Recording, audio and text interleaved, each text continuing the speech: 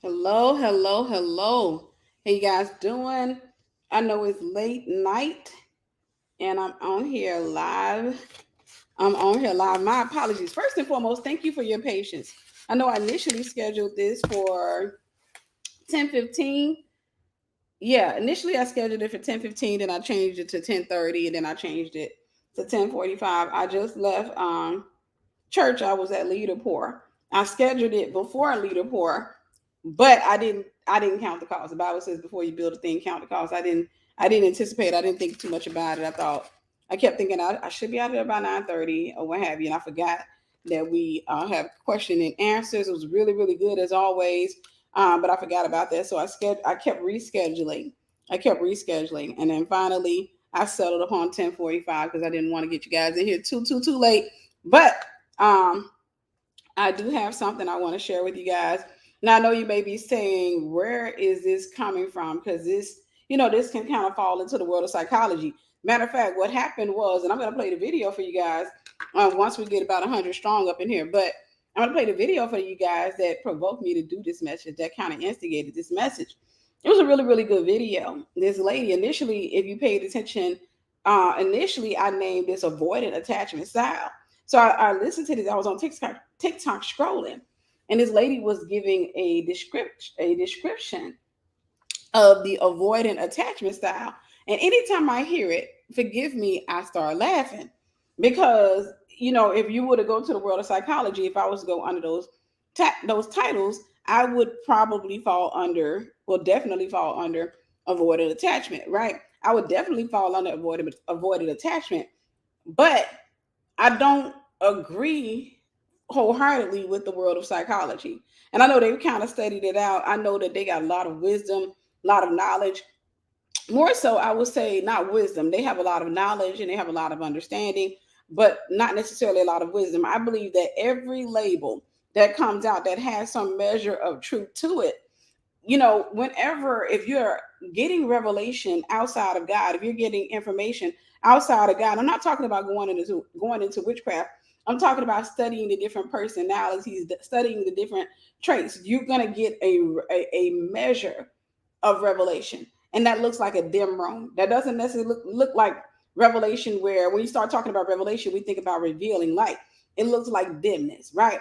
But I believe that attachment, every attachment type, every label, everything that can be construed as a fact, I believe that there is wisdom in it as it relates to who you are, how you're designed, what happened to you, and how that transpires or how that translates into your personality. I love the world of psychology. I love the world of psychology. I love learning about the different personality types. I love the world of psychology, but I more so love the word of God. And I love how God will take something that, for example, that I've learned is something that I'm learning and give me revelation on it. And especially a lot of times for me, he'll use me as a prototype. He'll use me as an example. He'll show me, different things or um, different things that I've picked up, developed over the course of time, different changes to I don't want to say my spiritual DNA, but I would say different changes to who I am as a person, because it's more so about becoming. Somebody type in the comments, becoming. Now, I'm believing God, He's going to breathe on this message. I'm believing God that I can count it, because I can honestly say that what I'm about to teach you guys, this is the infancy of this message. This is the infancy of this message, because, like I said, I was listening to that woman. And when I was listening to her, man, you talk about, it was like a stream of revelation opened up. And I was getting ready. I was getting there, getting dressed for leader pour. And all of a sudden that stream of revelation started opening up, and I wanted to go live in that moment, but I wasn't going to miss the leader pour, because my apostle is always dropping wisdom. And so that's that. I decided to go ahead and schedule it. I thought it would be wise for me to schedule it at 10:15 at the same time, because I kind of felt like that would motivate me to get my tail onto the house, because I have a lot of time. I have a tendency to linger. And when I say linger, a lot of times, like if somebody stops me and they ask me a question, I can be a little bit long-winded. So I kind of felt like that would be a measure or help me with a little bit of self-control. But that's neither here nor there. I'm just giving you guys small talk as you come into the room. Now, I'm like I said, this is the infancy of this message, right? this is not necessarily going to be, this is going to be revelatory. I believe this is going to be good or what have you. And I'm just trusting Holy Spirit to breathe on this message. I'm trusting that he's already breathed on this message. But what I will say is that, and I want to get some water. What I will say is that once this matures, once all of this matures, what I'm about to share with you, I'm probably not coming here to YouTube to share it. Want to get some water because my mouth feels like it's doing something weird. But I would likely share it in my book. Okay, if you don't know, before we go deeper into this message, I have the latest books I released. I released about a month and a half, maybe 2 months ago, called Relational Acuity. That book will absolutely transform the landscape of your mind. It will transform your life. So if you don't have it, it's a 5-part series. They are labeled as part 1, part 2, part 3, part 4, and all that. Go to Amazon.com and get you a copy of it. Relational Acuity. Don't get it to support me. I'm not looking for supporters. When it comes to writers, I'm not. When it comes to writing, I don't ask you to buy anything just to show your support. Don't buy it if you're not going to read it. Don't buy it if you're not going to read it. When I say get it, it's because I am confident. I am more than confident that if you were to get that book series and you was read it in its entirety, that it will absolutely change the way you see the world. I believe that it would change the way you see the world. It would change your relationships for the better. If you get that and you couple it with the Book of Boundaries series, I believe that it will completely transform your life. So I'm saying that to say, what I'm about to preach to you right now, what I'm about to teach you right now, will absolutely change your life. But this is the infancy of it. Once we get down to when this matures or what have you, you'll probably see a Relational Acuity 6 and a Relational Acuity 7 come out. All right. Shout out to everybody that's in here. God bless y'all. Do me a favor. Be sure to like and share. I'm going to say Amazon. Facebook. Are y'all in here? Facebook. Hit the heart button. Hit the love button. Are y'all in the room? Now, let's go ahead and talk about it. You know that the world of psychology talks about different attachment styles. They call it attachment theory. And in their theory, in their attachment, they have 4 different attachment styles. Now, one of the things I learned initially when I was on my way to work, I was on my way to church. When I was on my way to church, initially, I was linking them up to the fivefold ministry. Initially, I was linking them up in my head. I'm linking up avoidant attachment, apostle. I'm linking all of that stuff up. On my way home, it was crazy because I wanted to listen to more messages about the different attachment styles. I've studied it out quite a bit, but I wanted to listen to a little bit more about attachment styles. But when I got into the house, the Lord dealt with me, and he said that's not necessarily anything to do with the fivefold. It has everything to do with levels. So what I'm about to say can potentially take off the world of psychology. If you've been diagnosed with any type of attachment style, especially any of the 3 that are detrimental or considered to be detrimental, please don't utilize this to justify quitting going to therapy or stopping taking any medication that they have. So this is not a message to say, hey, stop taking your medication. This is not a message to say, hey, listen, you don't need a therapist. I believe wholeheartedly that we all need therapy. I believe wholeheartedly that we need somebody to show us the areas of our lives that we are a little cray-cray. I believe that we are multifaceted people. That means we have many faces. I believe that every time you turn a person around, you're going to see their pretty side. Like they're going to show you different sides. The more we trust you as human beings, the more we're confident with showing you our crazy. That's what I believe. I believe that every person on the face of this planet has different areas of their lives, the different things. And as you're spinning them around, as you're getting to know them, you're going to come across, like I always describe that one face that is blank. That means there's no revelation, no information over there. So for example, if somebody is financially, has a financial void, a void looks like darkness. It means emptiness. So I believe that when you turn around a person who struggles with poverty, what you're going to see, you're going to turn around, it's just going to look like darkness. I think about like this hooded thing, like it's got hoods. And as you're turning this person around, there's one single person as you're turning them around. When you turn around that face, it's just going to be empty. And you can't have much of a conversation with that face. You can pour into that face. You can, and that's if that person doesn't have a wall up. They don't have that wall looks like a mask. If they don't have a wall up, that's pride. If they are open and they say, hey, listen, I don't want to be in this place, or what have you. I'll give you an example, and I promise we're gonna get into the lesson. I'll give you an example.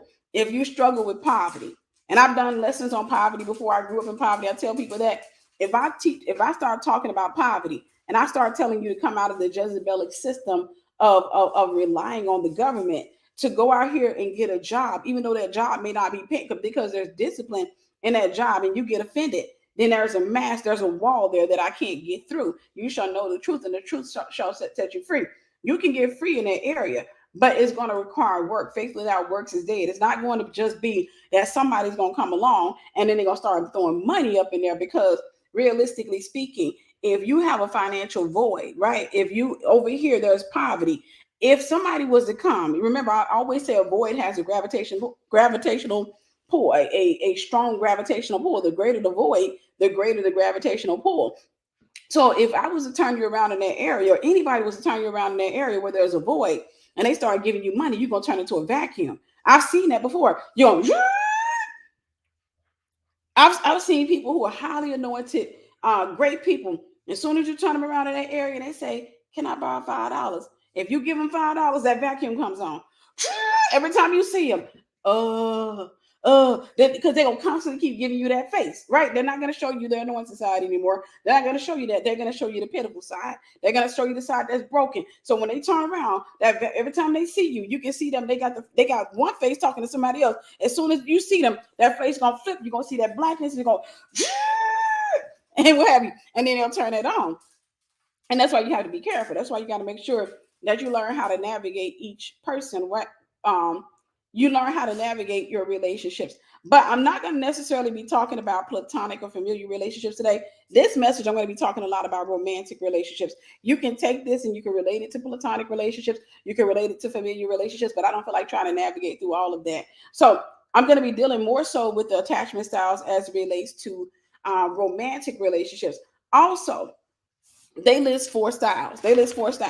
All of these deal with levels. And one thing I've learned is when you start spiritually speaking, when you start talking about levels, it's typically going to be 3 or 5. And I just remember thinking, there's something that they did not write out here. There's something that they don't have revelation about. There's something that they don't know that is a level that they're missing, an attachment style. And I believe I have it. I wrote it out, and what have you. So what I'm about to share with you, it does not align with what you're going to get in the world of psychology.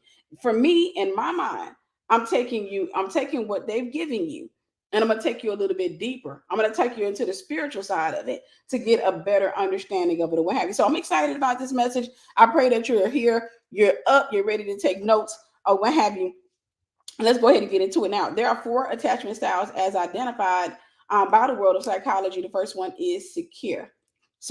Now, one thing I want to also say, as we're doing this, I want you to identify what attachment style that you would be. I don't want you to say that's who I am. I don't want that to become a label that you wear. I don't want you to sit back and start to exalt that style, because every style is going to be a revelation of where you are, not necessarily who you are. Because initially, when I was on my way to church, I thought it was going to be a revelation of who you are. But when I got back, no, it's a revelation of where you are. God started dealing with me. It's more so a revelation of where you are. So I don't want you to take it and wear it as a label, because if you put it on as a label, then it's easy for you to get stuck in that.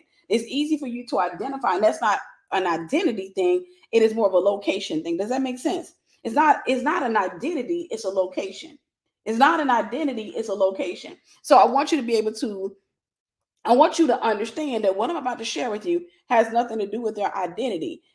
In the world of psychology, it's taught as more so, I won't even say an identity. It's taught as a function or a dysfunction, or more so a malfunction, right? And so that's what I'm going to be teaching this as a location, So the 4, as identified by the world of psychology, is number 1, secure attachment style. And I'm going to be reading, I got this website pulled up. I'll let you know where we're going to go as soon as I open it back up.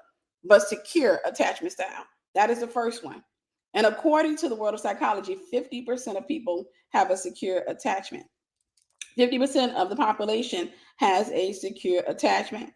Number two, avoidant. Like I said, I want you to be able to identify where you are. This is not who you are. This is where you are. Avoidant. Avoidant. And according to the world of psychology, 25% of people on the face of this planet have an avoidant attachment style. 25%. Three, anxious. Anxious attachment.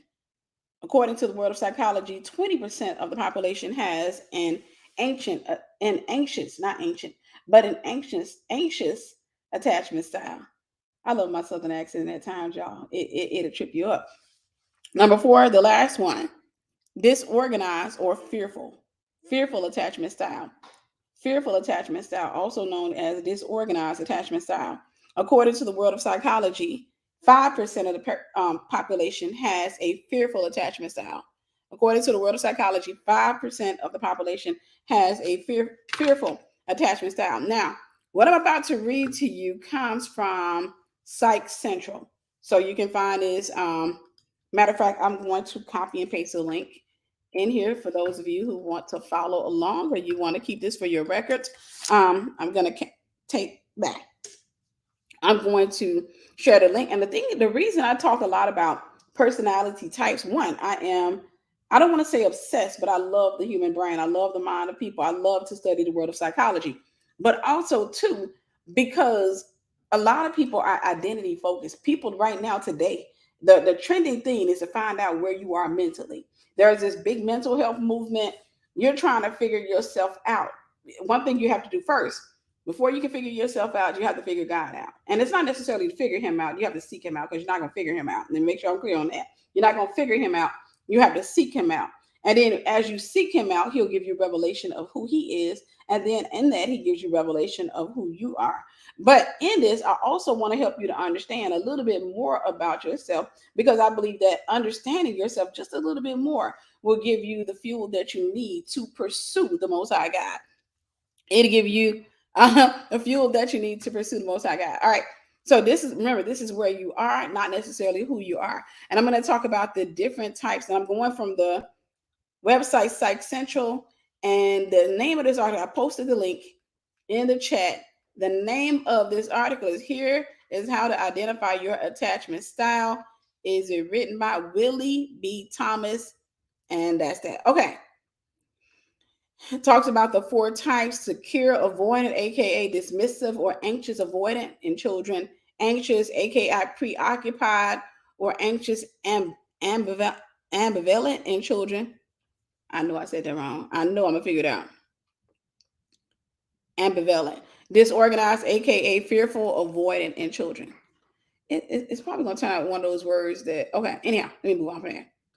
What is secure attachment? And I'm gonna give you how it develops and then the signs. I don't know if I should do all of that reading. No, I'm just gonna go with the signs. I'm just gonna go with the signs, so I don't bore you guys. So according to Psych Central, these are the signs of a secure attachment. What I'm gonna teach on here tonight, I want you to hear me. It's gonna be very, very controversial, and it's gonna be very, very controversial. Ability, these are the signs of a secure attachment. Ability to regulate your emotions, easily trusting others, effective communication skills, ability to seek emotional support, comfortable being alone, comfortable in close relationships, ability to self-reflect in partnerships, being easy to connect to, ability to manage conflict well, high self-esteem, ability to be emotionally available. Remember, I told you they identify four, but I believe that there's five, and I got the fifth one I'm going to talk about after I'm done reading there, and I'm going to give you what I came up with the fifth or what have you. I'm not a psychologist. I did not go to school for psychology. What I'm sharing with you, pray about it, because like I said, this is still in development, but this was just something that I had, and I feel like I wanted to talk about it. All right, let's go ahead. Avoid an attachment. I talked about how it develops, and said you were left to fend for yourself, expected to be independent, reprimanded you for being depending on them, rejected you when expressing your needs or emotions, being slow to respond. This is how you picked it up according to the world of psychology. But here are the signs. Persistently avoid emotional or physical intimacy.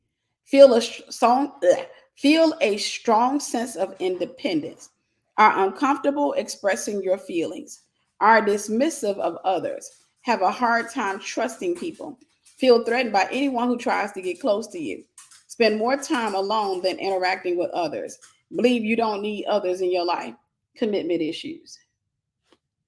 I'm laughing at that one because that would describe me. But we're gonna talk about it. We're gonna talk about it.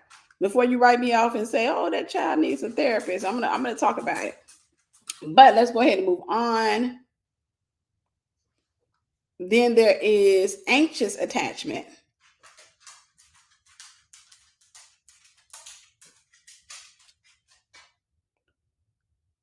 And it said if you have this attachment style, your parents probably alternated between being overly coddling and detached or indifferent, being easily overwhelmed, been sometimes attentive and then push you away, made you responsible for how they felt.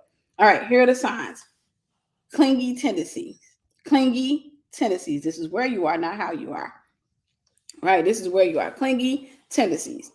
Highly sensitive to criticism, real or perceived. Needing approval from others. Jealous tendencies. Difficulty being alone. Low self esteem. Feeling unworthy of love. Intense fear of rejection. Significant fear of abandonment. Difficulty trusting others. That is the anxious attachment style. And finally, there is the fearful or disorganized attachment style. And they said the signs of a disorganized attachment style include fear of rejection, inability to regulate emotions, contradictory behaviors, high levels of anxiety, difficulty trusting others, signs of both avoidant and anxious attachment styles, signs of both avoidant and anxious attachment styles. And they said Jordan notes that this type is also associated with mental health conditions in adulthood, including mood disorders, personality disorders, self-harm, substance use, or what have you. Remember, I said, now this is just my theory. Somebody write in their theory. Don't take this home. Don't take it to the bank. Pray about it. But this is my theory. There's a fifth one that they don't have listed because they don't necessarily have one, it's not popular in America. There's a fifth one you don't see that much. And because you don't see a lot of people that end up reaching that level, I'm going to call it what it is. You don't see a lot of people reaching that level. It's not something that they've studied out a lot because it's not something that I believe that everything, like when you start talking about introvert, extrovert, ambivert, what have you, they talk about the man. They talk about what you see, like what's common. It's like not everybody falls into the category. There are people that typically stand out. You know, anytime you're dealing with a spectrum, there are little small points on the spectrum, right? And typically they will focus on the main points. It looks like a ruler. It's like 5, 10, 15, 20, 25. You will see 5 inches, 25, 10 inches. You'll see 1, 2, 3, but there are smaller points on the ruler that you want to, and it's the same thing with a clock. You have the 12, the 3, the 6, and the 9, but then there are little small points in between. So I believe that when it comes down to identifying, we have a tendency to overlook or to ignore the smaller points, and these are not that great of a population. And I believe that this is the case with this particular attachment style. This one is what I'm going to call the organized. Remember, they got one called disorganized. I believe that this is the highest level, and I don't believe that most people get to this level. Organized. Number one, ability. Now, this is Tiffany. This is not Psych Central. This is Tiffany. Tiffany wrote this out. Tiffany did pray, but Tiffany wrote this out, okay? Ability to organize your emotions. It's not that you don't have emotions, you learn to organize them. You learn to say, hey, that emotion does not belong to you. That emotion, me being angry, doesn't belong to you. That's me being mad at myself.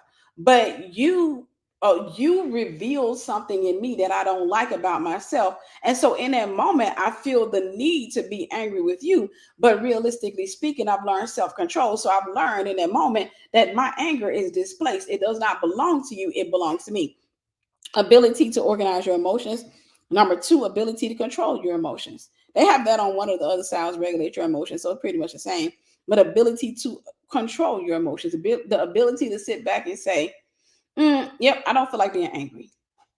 You can cut it on. There are emotions you can cut on. You learn to cut that stuff on, and you learn to cut that stuff off. And I know some of you may say, I don't think it's possible. Yeah, it is. It is possible to cut off an emotion. It is possible to sit back and say, I choose not to feel offended right now. I choose. Now, there are times where that thing can be strong, it can cut you or what have you, and you decide to kind of let yourself feel it because somebody did something or they said something that was cutting. And so what in that particular space, when you get to organize, it's more so you're not the only reason you allow yourself to feel it. And somebody tell me if I'm making sense. The reason you allow yourself to feel it is because you are sorting it. Like you're sorting through it. So in order for me to sort through it, I have to allow myself to feel it. I have to allow myself to feel the offense. I got to allow myself to feel the fear. I have to allow myself because I'm trying to sort through it. I'm trying to figure it out. And the reason I'm trying to figure it out is because I'm trying to figure out why am I mad? Why is this? Is it you? Is it me? I'm trying to figure it out. So while I'm trying to figure it out, I have to allow myself to feel it. Number 3, patient instead of easily trusting others. Secure attachment says you easily trust others. Did I say a trust? You easily trust others. I believe in organized attachment, and I believe they're going to come up with a fifth one at some point, right? They may not necessarily call it organized. We'll see what they call it, but I believe that they're going to come up with a fifth. But patient instead of easily trusting. See, the thing about it is everybody walks around talking about trust. You got to trust me, trust me. And I tell people this, trust is not given, it's actually earned. Trust is the result of repetition. Trust is a result of repetition. It's not that you come up to me and you say, Tiffany, I love you and I got your best interest at heart. It's not a product of that. You can walk up to me, anybody can formulate those words. Trust is something that's built over time. What I see you do consistently, that's what I trust. So if I'm in a relationship with a dude and he consistently lies to me, I trust that he's going to lie to me. In other words, when he says, trust me, I'll say, I do. Okay. If he looks at me, he says, Tiffany, I don't understand why you don't trust me. I actually do trust you, but I trust what you've shown me over time. It may not be the trust that you want, but it's the trust that you earn. Trust is not something I've counseled couples, and the craziest, most absurd thing I've heard people say, like, husband goes and cheats on the wife, right? Wife is dealing with trust issues. They got therapy, they doing all that, and he says her trust issues are destroying our marriage. And I'm like, well, are they displaced? Tiffany, I changed. I ain't cheated on her ever since. Well, okay. You do understand that it's going to take time because you tore that down. You tore that down. You have to build the trust. It has to be built again. And you can't go back and tell her to source from something, to source from something that you've already proven to be polluted. Like you literally have to start from ground zero again. And you can't get mad because right now, where she is she trusts what you did. That's it. She trusts what you showed her. Now you got to show her something different. That's how I counsel. Now you got to show her something different. Now what's going to have to happen is you're gonna have to sit back and do some stuff that makes you uncomfortable. I'm gonna get out of here, but I'm just gonna you're gonna have to do something that makes you uncomfortable. That means that you're gonna have to surrender your phone. If she say I want your phone number changed, you know what, you're gonna have to change your phone number. If you want to have you want to start to rebuild her trust, you want to show her that you're being intentional about rebuilding relationship, you're gonna have to change your phone number. If she sits back and says, hey, I need the ability to check your phone, don't lock it. Leave it there. Let her check it. Because what you're doing is you're saying, I want your trust back. And in order for me to get your trust back, I want to show you that I'm trustworthy. I want to show you that I'm trustworthy. That's like if I hired you to work for me. And let's say if I had a bank, I receive it in Jesus' name. But if I had a bank and in the bank, I hired you and you were working as a cashier, and you stole $20 out the register and I fired you, I terminated you. And you come up in there and you say, Miss Tiffany, I'm so sorry. My child didn't have diapers and I had just started there and the father wasn't helping me and I was going to replace it. I'm so sorry. I really need this job. I'm so sorry. And I genuinely feel like you're secure. You're being, you're genuine. I feel like that, hey, I reprimand you. I said that was a dumb thing because you can't come in here and ask. So I don't trust you. Period, point blank. I'm not putting you on a register. I'm not putting you on a register. I'm not going to give you access to money. So in the beginning, if I hire you back, I may give you another job. I may give you, or if I do give you access to money, then I'm going to give you access to a smaller measure of money. You can't get the job back and ask for access to the vault. You can't get the job back and say, I've always wanted to work security. I want to work security at the vault.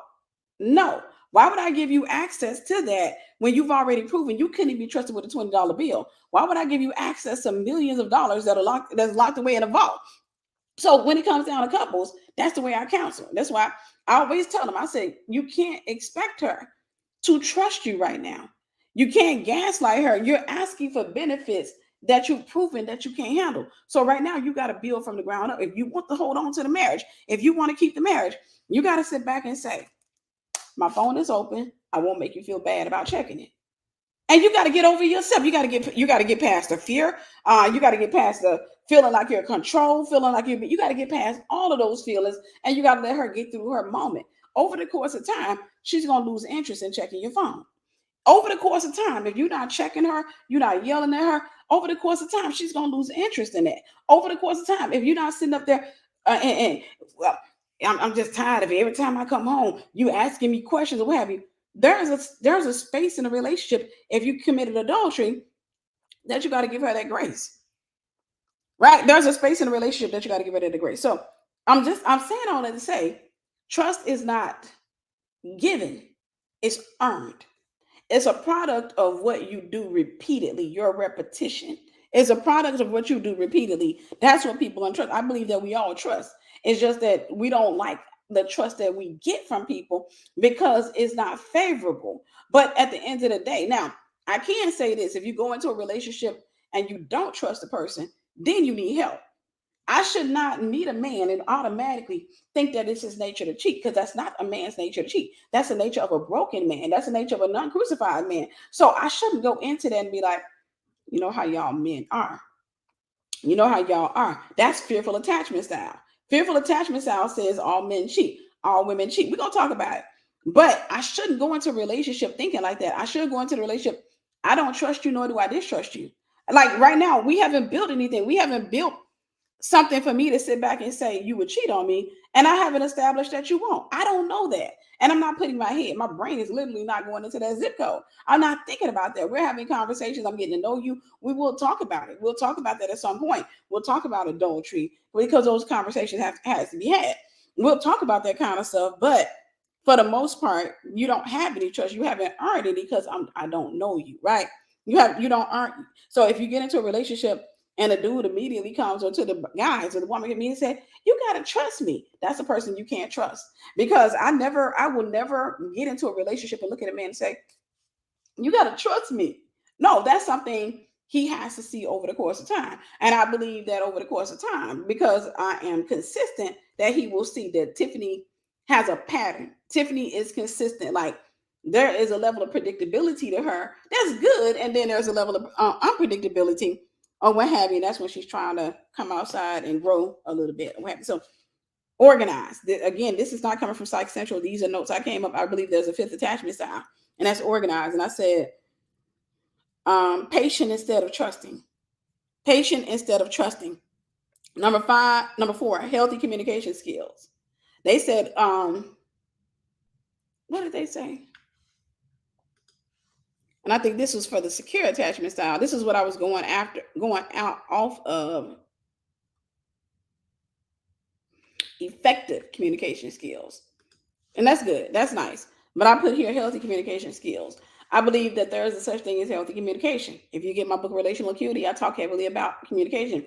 I believe there's a healthy way of communication. I believe that the majority of us in the body of Christ, the majority of believers, don't understand healthy communication. Consequently, we do a lot of different things in order to get our point across because we're always trying to cut corners. We're always trying to save time, and we don't want to deal with the headache. And I also believe the reason that a lot of people don't engage in healthy communication is because I believe that there is a fear in the Western world of being gaslit.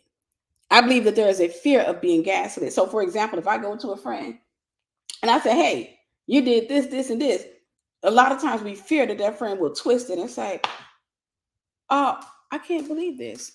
I can't believe you said that. I've never done it. And they'll twist it and they'll make you feel bad. And so a lot of times we are afraid of somebody twisting stuff because, believe it or not, that is a narcissistic Jezebelic trait.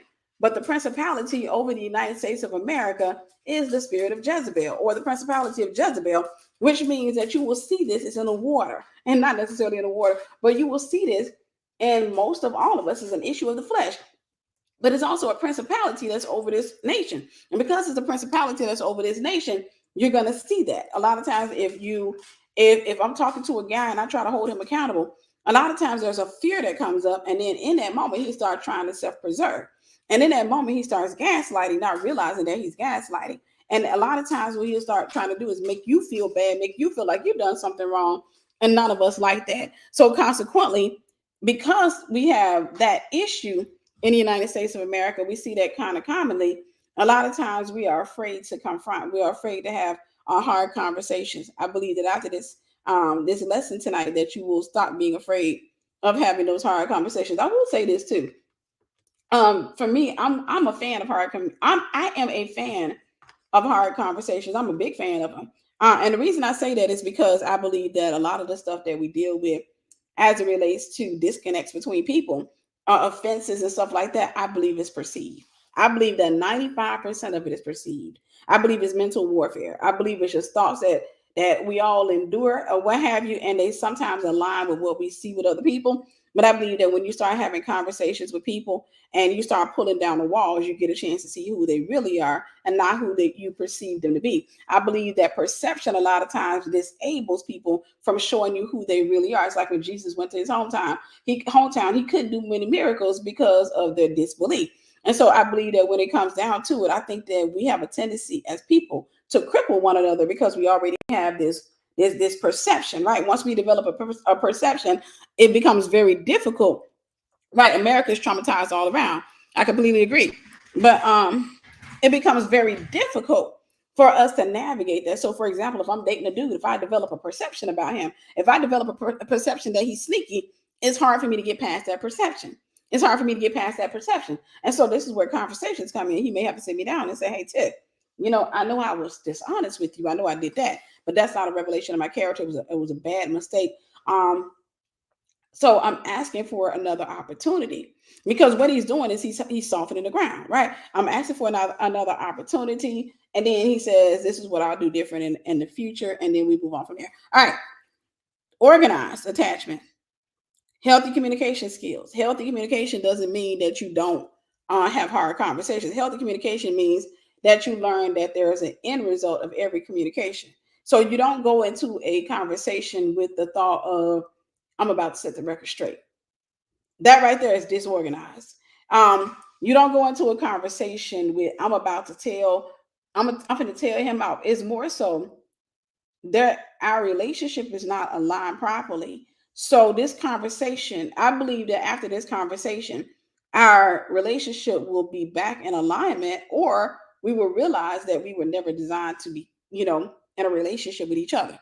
Does that make sense? So you got to have an end result in mind. Anytime you have a hard conversation, you got to have an end result in mind. The end result typically should be something along the lines of, I want to make sure I get clarity. I want to make sure that I'm giving clarity. And I want to make sure that, when we walk away from this, that we are at peace with one another, right? We're at peace with one another and we have a better understanding of who we are as people.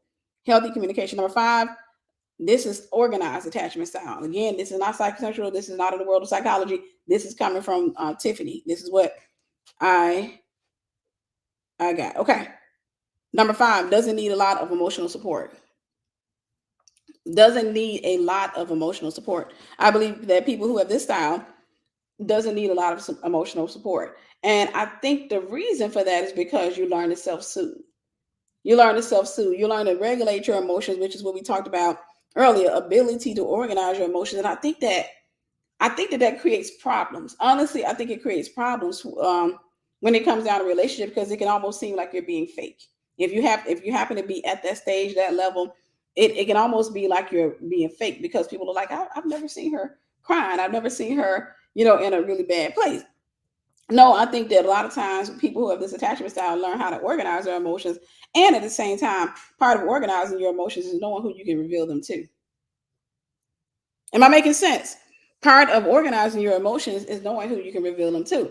I can't reveal the entirety of my emotions to everybody. I can't come on here and just start crying. I'm very mindful of who I open myself up to in moments of vulnerability. That I don't open up to everybody anymore. I don't take to social media. I don't do those type of things. Whenever I'm in a place of hurt, discontentment, confusion, frustration, for the most part, I'm at home organizing them and organizing those emotions. But then, too, secondly, if I can't organize them, if they keep spilling over, if it becomes too much, then I say, okay, I think I got to get some help. That's when I'll sit back and say, I'm going to have to reach out and get some wisdom. Okay. So it doesn't need a lot of emotional support, but we do need it. This is typically somebody that may be identified as the heart or the strong friend. Doesn't need a lot of emotional support. Number 6, comfortable being alone. Comfortable being alone. Trust me, it's going to get controversial. So stay with me. Comfortable being alone.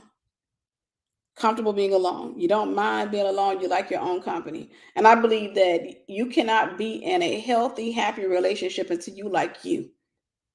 If you're always trying to get into somebody else's presence, there is a problem.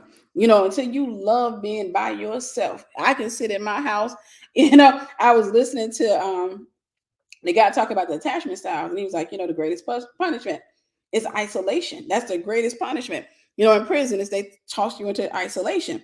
And I don't want to test the theory, but I'm sitting there thinking, give me a pen and paper and I'm good. Give me a pen and paper and I'm good.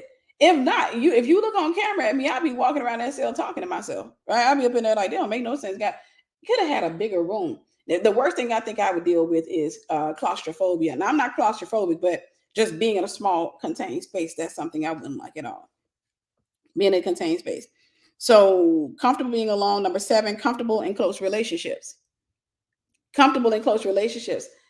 Very much like the avoidant attachment, I believe that this particular style is when you're talking about organized, is that people, you're not going to connect to them as easily, right? There's not going to be an easy connection, but once you're connected, there's going to be, I'll say this, organized. And tell me if you think if what I'm saying sounds silly.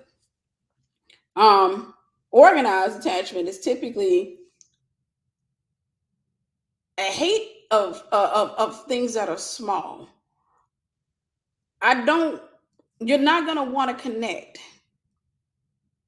for entertainment purposes only, if that makes sense. If I get in a relationship with a dude, there has to be purpose to our relationship. I don't want somebody just to breathe on me and stare at me. I've had enough of that. I don't want somebody to just breathe on me and just be like, I was thinking about you today. That kind of stuff don't do nothing for me. It's like, thank you. I like that. That's cool. But tell me something else, right? Right, remedial conversation. You're not going to want that too much. You're not going to want that too much. It's good at times, but for the most part, you're comfortable. I'll say you're comfortable in close relationships. I believe organized style is people are not going to want to connect. You're not going to want to connect like in a relationship. You start dating a guy, you'll probably get rid of him. You'll probably get rid of him if you realize you can't bring him close. I believe organized, if I can't bring you close, I'm probably going to disconnect. You're probably not going to have too many intellectual relationships. So I talk about this in my book, Relational Acuity. I talk about intellectual relationships versus intimate relationships. Intimate relationship is somebody that you bring close. That's somebody that you bring close. That person is going to have a measure of access. And I talked about, and I compared it to these 3 rings. But then there's intellectual access. Intellectual access is, hey, I know you, but I know you from afar. How you doing? How your mama? How your kids? How your daddy? How your dog? How your goldfish? all of that. That's intellectual relationship. There is a measure of familiarity where you may stop and talk and chit chat and all that other stuff, but that person doesn't have an intimate connection with you. I believe that when you start talking about organized styles, you're not going to see them having a lot of relationships. Most of the relationships they're going to have is going to be close. It's going to be close. These are people they came into their life, they trust, and they close. But anybody that's more so that falls into the category of intellectual is almost going to be,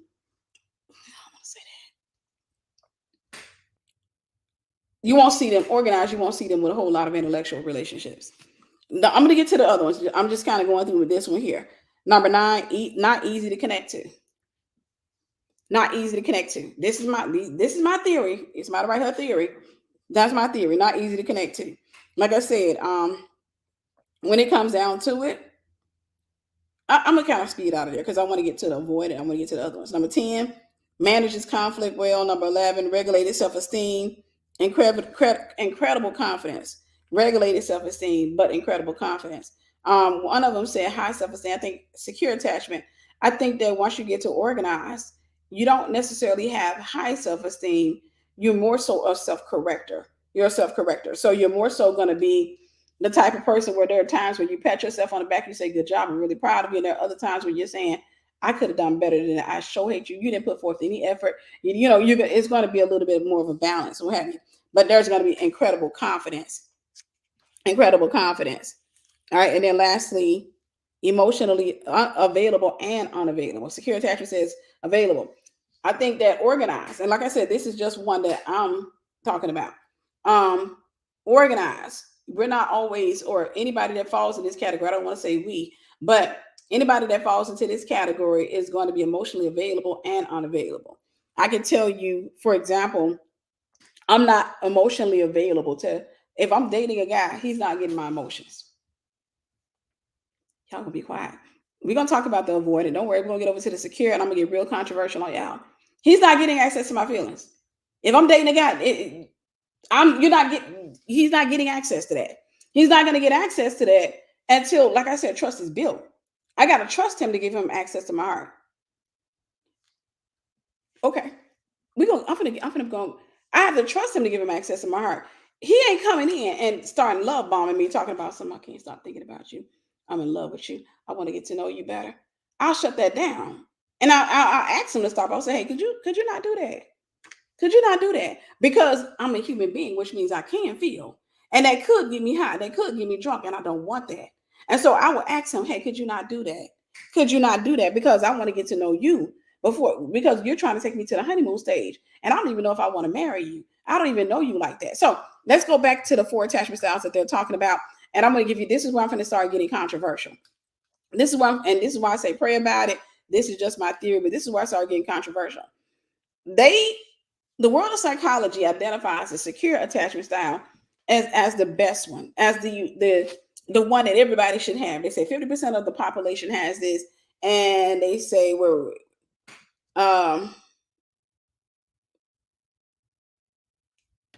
let me find out what they were talking about. Secure attachment. This is Psych Central, psychcentral.com. Secure attachment is defined by an ability to build healthy, long-lasting relationships, says Peoples. Secure attachment is the result of feeling secure with your caregivers from childhood and being able to ask for reassurance or validation without punishment. Ultimately, you felt safe, understood, confident, and valued during your early interactions. Your caregivers were probably emotionally available and aware of their own emotions and behaviors. Hence, children model intimate, secure attachment as well as receive it from their caregivers. People adds. Okay, this is where I get controversial. This is where I could get counseled if the world could counsel me, but the world can't. Secure attachment, from all of the counseling I've done, I believe that in the world, what's high in the world is low in the kingdom. What's high in the world, last shall be first, and first shall be last. I believe that the kingdom flips the table. I'm going to make it make sense. Y'all here? I'm going to make it make sense.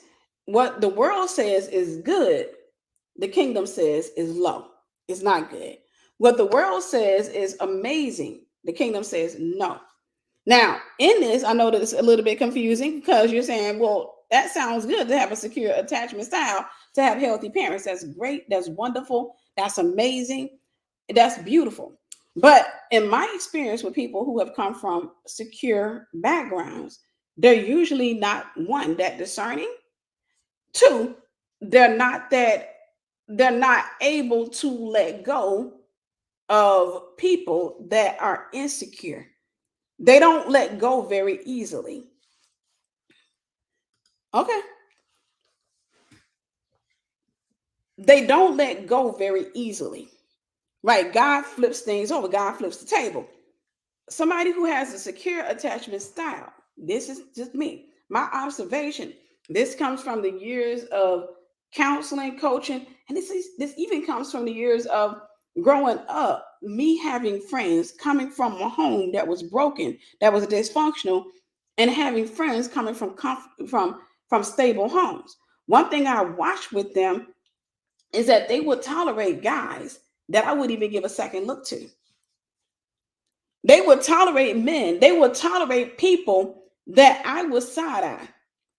Because the thing about it was, trauma prepared me for the world as it really is. It didn't prepare me for the world, this world of butterflies. If you got two healthy parents, I commend you. I believe every parent should model that for their children so they can have a secure, But I also believe that you gotta introduce your kids to the real world. Because I've seen more often than not, and some of y'all are logged in here right now, more often than not, people who've come up in two-parent households, people who've come up in households that were secure and their parents raised them right, raised them where they never had to worry about where their next meal was going to come from. They never saw their parents being abusive toward one another. They came up in a relatively healthy household. I've seen people like that go into relationships with narcissists and broken people and not know how to let go. I'm talking about in the beginning of the relationship, because whenever they get into a relationship, they go in it for life. They go in it for life, right? They are a lot of times they go when they go in it, they go in it for life. They go in it with, hey, listen, I'm here for you. All of that, they go in it for life. That's good if they come in contact, because I've seen people like that. They've come in contact with their person, right? They come in contact with the right person. They come in contact with a person that came from another home like that, and they get together, or the person, they get together and they stay together and they have a healthy relationship, and they will typically last, right? They'll last until they look at each other one day, and they don't even recognize each other. Your teeth fell out your head again. They will last together if they get in contact with if they find their person. But if the devil gets to them first, if the enemy gets to them first, they usually don't fare well in healthy They usually don't fare well, not in healthy relationship. They do fare well in healthy relationship. They usually don't fare well when they come in contact with a narcissist. They usually don't know how to let go of a narcissist. See, a person that has trauma, a lot of times, somebody who has like avoidant, which is what they would identify me as if the world was to do their little thing with me. Being avoidant means once I see a sign, if I see a sign that a dude is a narcissist or he's narcissistic, if I see a sign that he's about to bring chaos into my life, I'm gonna let him go. I will let him go. Now, does that mean I don't feel anything? Does that mean that I've reached a level of unbothered? No, I will feel something. I will feel disappointed. I can even feel hurt. But at the same time, remember, my emotions are organized. So that means that I know that I can tap into that emotion, or I can tap out. When I start feeling that emotion, I'm going to tap out. I'll let myself go through it to pull out the process. But at the same time, I'll say, okay, enough of that. I'll pull out, because I've learned through history that when God gives you a way of escape, He didn't give it to you for you to stare at it. He gave it to you for you to take it. I told you it's going to get controversial. It's going to be good, but it's going to be controversial. The secure attachment style in the kingdom is not necessarily secure. That's usually insecure, because people will sit back and they'll lock and load. It's good. This attachment style is amazing if you raise your children in a way where you say, hey, listen, This is what you should expect from a man. This is what you should not take from a man. This is what you should not take from a woman. If you raise them up in that style and you give them everything that they need, when they're old, they won't depart from it. They may go astray at one point, but they'll come back because you raised them in it, because they're acclimated to that. But it takes you being in a healthy household. It takes you being emotionally available. It takes you being consistent. It takes a lot to raise a kid like that. It takes a lot to raise a kid like that. However, if you raise them where you're constantly giving them nice clothes, cell phones, and you're not giving them a reality check of the world, when they get out there to the world, a lot of times that deficit, that lack of exposure to people, that lack of exposure to the reality, they'll lock on somebody. I've seen it. Y'all tell me if I'm wrong. I've seen it. They'll lock on the wrong person. They'll lock. They'll get with somebody and they will absolutely lock. I remember being in high school. I've talked about that in junior high. I remember being in junior high. Once I found my friend group, when I started going to this school, I remember seeing my friends crying over guys. I've talked about this before. I remember seeing my friends crying over guys. And I remember thinking, what are they feeling? Like, it's not, from me in my head, there were too many men in this world to cry over one of them. I remember that. I remember being in junior high. I remember having this one friend, and she had this boyfriend. I remember he broke up with her. Sorry, I'm sorry. He broke up with her because of her Christmas gift. I'm sorry. He broke up with her because of her Christmas gift. So she bought him. He bought her, I think, a bracelet or something. It was some piece of jewelry. He spent a lot of money on her gift. Right? They would count themselves serious or what have you. He spent a lot of money on her gift, but she bought him a necktie. And he was mad. He took that to mean that she didn't care about him, so he broke it off with her. And I ended up being her counselor. I've been, because she could not let go. She was so hurt. She was like, it was all the money I had. He was talking about some more money I had. And she was just flipping out, right? She just flipping out. She just crying or what have you. And I'm sitting there looking like, I'm probably not the best counselor for you because I think this is hilarious. It's silly to me. I don't understand it. But they were broken up for several years. They got back together. They actually ended up getting married. But I do remember counseling her through that. But I'm saying, for me growing up, I would look at them because I had a different perspective. Now, that may have been a traumatized perspective. It's going to get real controversial, but it may have been a traumatized perspective. But I happen to have a different view of trauma than most people have. I don't necessarily see trauma as bad if you heal. Okay. I'm going to let that marinate. I'm going to let that sit. I don't necessarily see trauma as bad. I think that trauma comes from the crushing. You're gonna be crushed either way, right? When God starts getting the oil out of you, that's trauma. That's traumatic. For those of you who keep talking about my mental health and all that other stuff,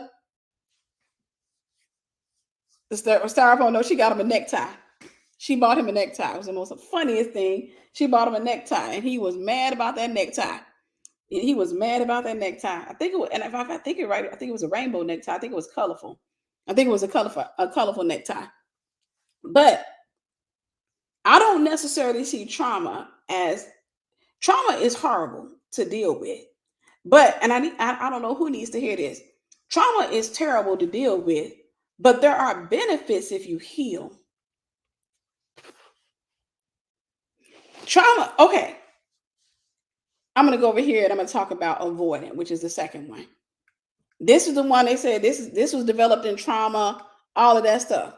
I believe that a lot of what we go through is to bring, the enemy uses it to pervert, to break, and to hurt us into a perspective, to chain us to a perspective about ourselves, a perspective about the world, a perspective about people. And you can tell when a person has been successfully hurted by the enemy because they start falling into the category of fearful. So they start generalizing, all women are like this, all men are like this, all black women are like this, all white women are like this, all black men are like this, all white men are like that, or what have you. They start generalizing.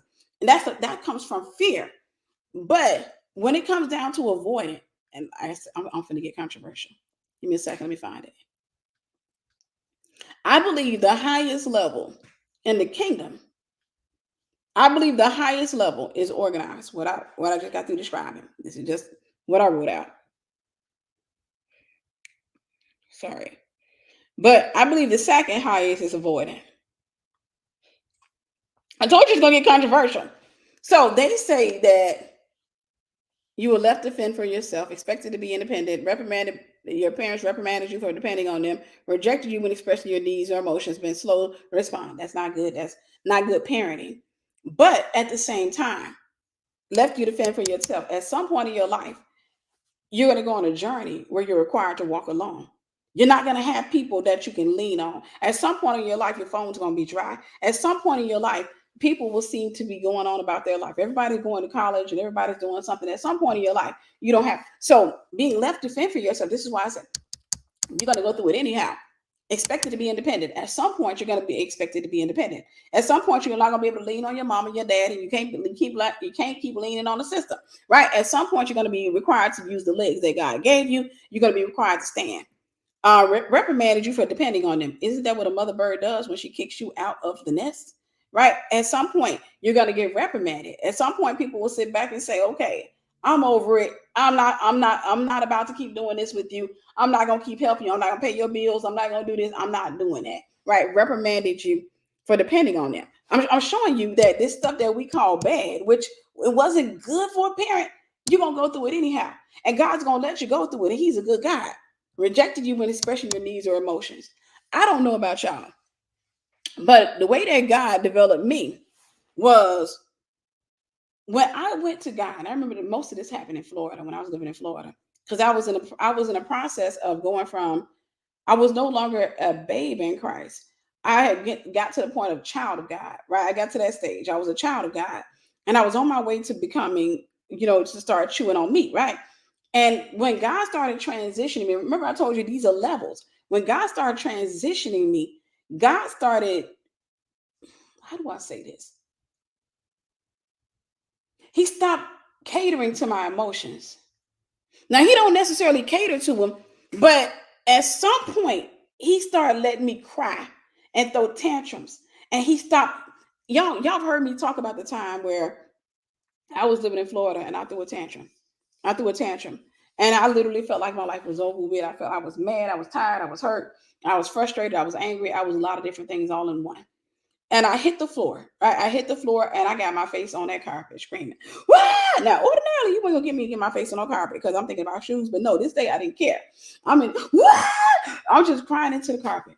And I heard the Lord say, "Are you done yet?" And I lifted my head and I looked around because I heard that voice as clear as day.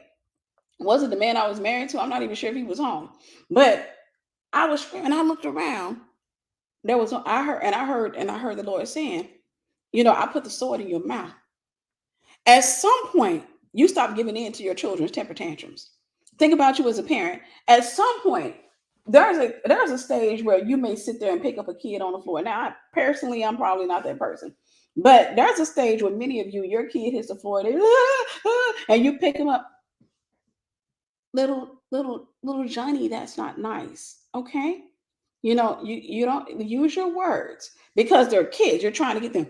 But at some point, if your 4-year-old hit that floor, at some point you will step over the child. There's a stage where you'll ignore the child.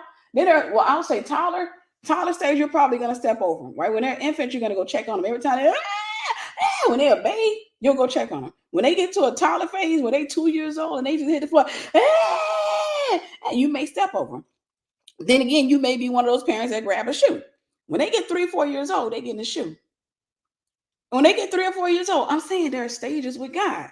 There are stages. What we're talking about with this, we're dealing with stages. There are stages with God. There's a stage that a lot of you probably have never seen before. There is a stage where God will let you cry and talk about suicide, and he'll look at you. He'll let you talk about how you tired of life or what have you, and he'll be like,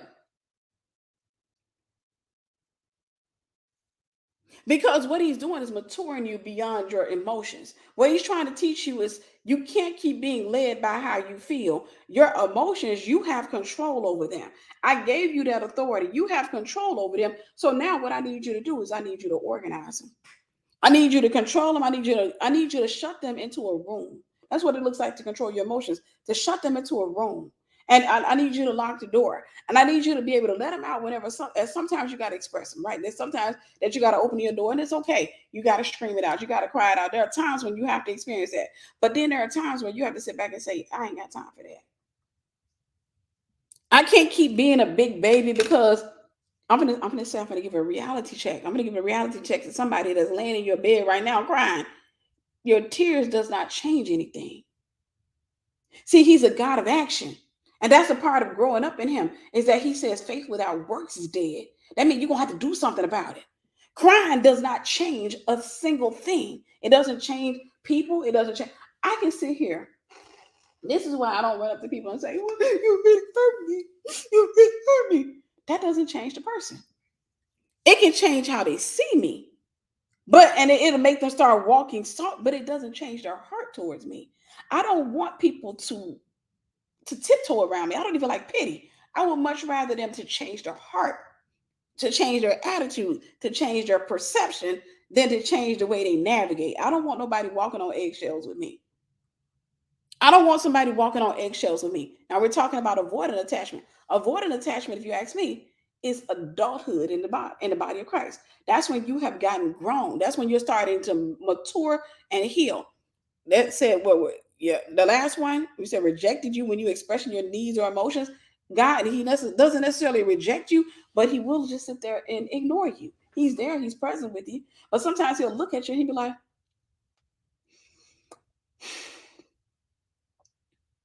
if you go, you disturb me, you would let walk away from me. I'm tired. And they talking about him, my job and all that, and God be like,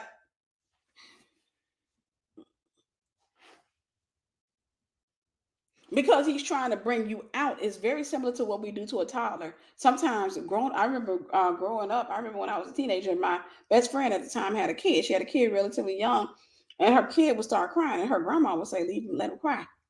Don't go pick him up every time he's crying, because you're teaching him. This is what you're teaching him to communicate with you through tears, right?" So she told us. She said, "Don't keep picking him up." That's how the older people will tell you. Don't go keep picking the baby up out of the crib when they cry. All right, been slow to respond to your basic needs. It's talking about how it develops avoidant attachment. Your parents were slow to respond to your basic need, your basic needs. Y'all, are we catching a pattern here? Are we catching a pattern here? God will take care of you. He clothes the lilies of the valleys and all that. He'll give you what you need. But God is sometimes slow to respond. Think about Lazarus. He waited till Lazarus was good and dead, and Lazarus had been dead 4 days. Before he went and before he went and checked on him, he was already dead and decomposing. He was already, and reached and past the state of rigor mortis. Reached and past the state of rigor mortis. God will sometimes ignore your basic needs to get something out of you, because sometimes you getting your needs met keeps you in a comfort zone. Sometimes you getting your needs met keeps you in a comfort zone. It keeps you comfortable. It keeps you like, well, I'm not going to try to change. I don't see nothing wrong with me. The most dangerous people, the most rebellious people are comfortable ones. The most rebellious people are comfortable ones. People who are sitting back there, bills, get everything. No, sometimes in order. Now, if you're wise, God, you can keep your comfort. Okay. If you're wise, you can keep your comfort. Because if you're wise and you've had history with God, and you start saying, you ain't even gotta whoop me, you ain't even gotta squeeze me no more for the oil to come out. I'm gonna squeeze myself. Like, I'm gonna do it myself, because I really don't want that type of pressure. Right? I'd rather customize my warfare. I'd much rather go ahead and take, okay, you told me to write the book. I ain't even gotta go through nothing to write the book. You told me to that dude ain't the right one. Dang it, I hate it. But you know what? I ain't gotta go through hell with him. Like, I don't need the revelation to come through him breaking my heart. If I heard you say that ain't for you, And God, and let me say this, it doesn't always have to be an audible prophetic where you're in the bathroom brushing your teeth and you hear, he's not for you. Because some of y'all, you keep on doing that to God. You keep on trying to ignore the written word because you're trying to say, well, you're going to have to say it to me. God said, it's in my word. It's in my word. So you're already in rebellion. It's in my word. Don't be unequal to yoke with unbelievers. It's in my word. Don't associate with fornicators. How is worded? Make no friends with an angry man. That lets you, like, I don't need God to tell me that angry man is not for me. He already said it in his word. He said, make no friends with an angry man unless you learn his ways. So if you deal with anger issues, then I already know. I don't have to say, God, I met this guy and he's beautiful. He's beautiful to my soul. And God, he has an amazing job and he has the most beautiful smile. Thank you for that. Like, God, you did a work with him, and he's saved. He goes to church and all that. But I have this one thing against him. He has this one issue, and I'm asking you for to heal him. He has some strong anger. He didn't want to tell me, but I know a girl that is friends with his ex-wife, and she said that he used to punch holes in the wall, and then, she said he never punched her, but he got close to it. One time he yanked her by her hair. Thankfully, it was a wig, and she didn't have it secure. She said that's the first time she just, she knew it was you because that's the first time she didn't secure a wig. She just put it on her head or what have you, like a cap, and he snatched it or what have you. The way he snatched, she said, if that thing had been secure, she would have went down, legs up in the air. She would have went down pretty hard. But he has. If you ask God that, a lot of times you won't hear anything from him. You won't hear anything from him because he already told you in his word, make no friends with an angry man, lest you learn his ways. He told you that evil association or bad communication, evil association ruins useful habits. So it's already in his word. It's already in his word. It's not a thing that I got to hear from God, because you got to stop trying to make God give you a custom word. And well, I know what you said in the Bible. Okay, let's just put that away. Okay, but what do you have for me? You see the narcissism there? What about me? Because like you said, I'm uniquely and wonderfully made. What about me? Because he hasn't punched a hole in the wall with me. Like he's gotten angry with me. Of course, he's hung up the phone. But what about me? God will a lot of times be quiet on you because God is trying to get you to understand that, hey, you're going to have to believe what I told you already and stop trying to make me. That's why a lot of times God will let prophets pass by you, because you're looking for a word that he already gave. Oop, oop, oop, oop, oop, oop, oop. Sometimes he will let prophets pass by you. Prophets and prophetic people pass by you. You standing up on the altar and everybody getting a prophetic word, he will let them pass by you because you're looking for a word that he already gave. You didn't come up there to say, Lord, teach me how to be more like you. What areas or deficiencies do I have in my character that is stopping me from being more like you? Father, I need revelation. You're not doing that. You're trying to turn God into your personal yes man. So you go up to that altar and you're trying to figure out if JoJo is the one. And you just waiting on them, and then next thing you know, they over there, and you see the girl, they knock out the girl next to you, and the Lord said it, and then she hit the floor, and then next thing you know, they go back up to, because when they want to pass by, they'll go back up to the stage. It's like, saying, hey, bro, what? Praise people of God, and it's not that they want to pass by; it's that God wants to pass by. In many cases, they go back up to the stage, or what have you. Then they come back down, and they gonna go to the person on the side of you, and the next thing you know, they out on the floor, and then they out on the floor, they out on the floor. And you the last one standing. You already got a word. You already got a word. You got a word. It's already in your Bible. And even if you haven't read it, it's at your fingertips. It's at your disposal. You can go home and flip your Bible and see what the Bible says about who you're not supposed to connect with or who you're not supposed to associate with. I don't have to ask God, Can I say this out loud? Can I say this out loud? Can I say this out loud? If you haven't followed this channel, follow it. Follow it. Hit follow. Hit follow. Because I believe I'm gonna lose about 2-3 subscribers when I say this. When it comes down to people, sometimes I feel like I lost it. What was I about to say? What was I about to say? When it comes down to people, at the end of the day, I'm trying to figure out what I was about to say. It's gonna come back. It was just violent. That's why it was shaking so hard. It was violent. It was a violent word. It was a violent word. I'll say this. I'll find my way back around to it. I'll find my way back around to it. But when it comes to people, one thing that you're going to come to understand about God is that, one, God doesn't care about you sitting there. Like, he doesn't care about your comfort. He doesn't care about you getting what you want. He wants to give you the desires of your heart. That is a desire of his. God gets excited about giving you the desires of your heart. But you remember, he's a God of order. He wants to give you a new heart and a new mind first. He wants to renew you in the spirit of your mind. Because a lot of what you want comes from your brokenness, your perversion, your rejection, and your abandonment. A lot of what you want does not come from a pure place. It doesn't come from a place of, God, I want the house and the car, and I want this and this and that. There is nothing wrong with that. I already have the house I want planned out in my head, right? I already have the things I want. I've been building this thing for years in my head, right? And God desires to give that. He's gonna give it to me. I want to say gone because he's not a God. He doesn't live in time. It's already, his promises are yes and amen. It's a done deal, right? And so now I have to mature to the height to reach it.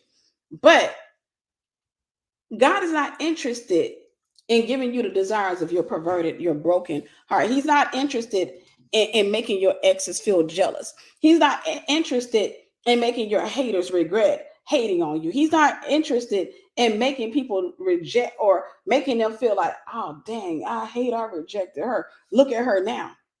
He's not interested in that. You're interested in that. And I know somebody would twist the scripture and say, God, he said he would set a table for me in the presence of my enemies. And I think that a lot of you have a misunderstanding of the fact that God is true. He is love. Like, he's agape. He's unconditional. His love is without conditions. So the fact that he loves those people is the fact that they're at the table. So when he brings them to the table, he didn't bring them to the table for you to be a narcissist. He didn't bring them to the table to punish them. He didn't bring them to the table to sit there so you can have your moment and you can have that.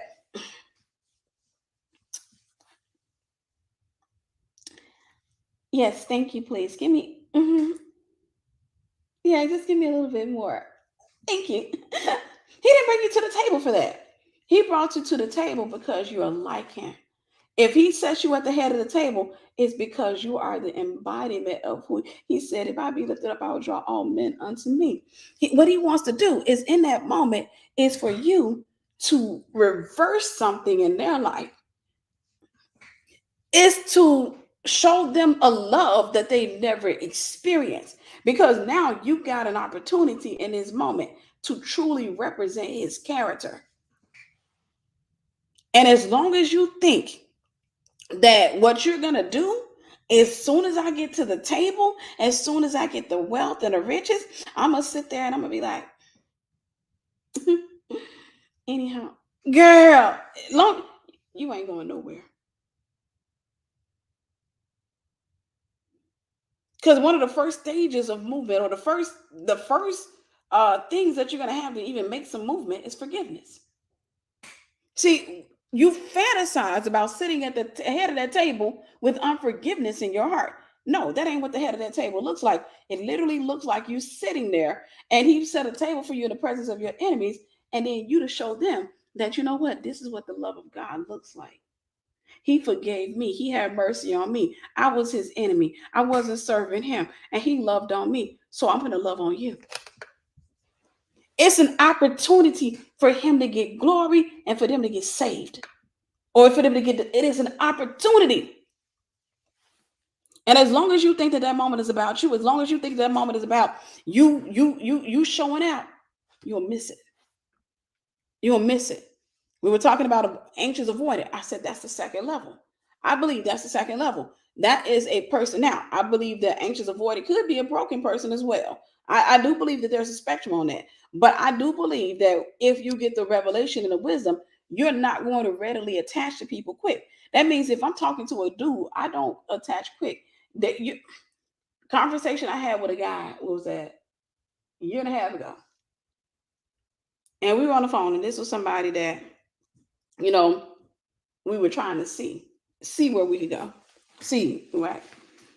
And he made a comment because I realized that he wasn't really pursuing, right? He wasn't away. He was doing this little half-hearted pursuit, and I ain't with that, because I already know what that means. I'm not a person that lies to myself. I'm not a person that tells myself, "Oh, he's just busy. He's a little scared." No, I say that man ain't into you like that.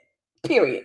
I'm not that person that tells myself what I want to hear. I tell myself what I need to hear because it helps me to move on. Time is of the essence for me, and I ain't got time to waste my time lying to myself and gaslighting myself, right? Because half of the time, y'all be mad at these dudes, and it's nothing that they told you, it's what you told yourself. It's nothing that they told you, is what you told yourself. You kept excusing their behavior and telling yourself, "Oh, it's just that he's intimidated by me." He ain't intimidated, he just don't like you like that. And it's okay. Doesn't mean that you're not a nice person, doesn't mean that you're not an attractive person. It just means that you're not his flavor. And that's fine. And you got to be okay with that. But I remember we were on the phone and I brought that up. I was like, "Dude, you're not," I was telling him, I was giving him the benediction. Like, we're not gonna play these games. We weren't dating. Let me make sure I make that clear. We weren't dating. But at the same time, I realized that, hey, he need to get off my phone. Because the way that things started happening, no, he need to get off my phone because this is not a person that's really truly pursuing Tiffany, right? Which means that there's an agenda, there's a motive, there's something else that he's looking at, right? There's something else he's looking at. And so for me, I'm just like, okay, let's just go ahead and call it what it is. And I remember he made a comment to me when I said that. I started talking about how he wasn't pursuing and what have you. And this wasn't the first time I had that conversation with him. And I remember he made a comment. He said, "I don't like women that what did he say? How did he say it? It was more so desperate." And when I tell you that triggered me, and then he immediately said, "Oh, I'm not talking about you. I'm not talking about you." And I was like, I said, "When have I acted desperate? Have I called your phone? No. Have I? No. The worst thing you heard me say is that, hey, I think that you need to go on about your business, right? That's the worst thing." He was like, "No, no, no, no. I'm not saying that about you. I'm not saying that about you." I'm like, "You let the horse out the gate. It came from somewhere." So that means that that is something that's in your head. That's how you're interpreting it or whatever. He was like, "No, I don't think you're that type of person at all." And right then and there, for me, it was more so, okay, let me give him a revelation of Tiffany. And I remember, I didn't have much of a language for it. So I told him, I said, "Dude, I'm avoiding attachment.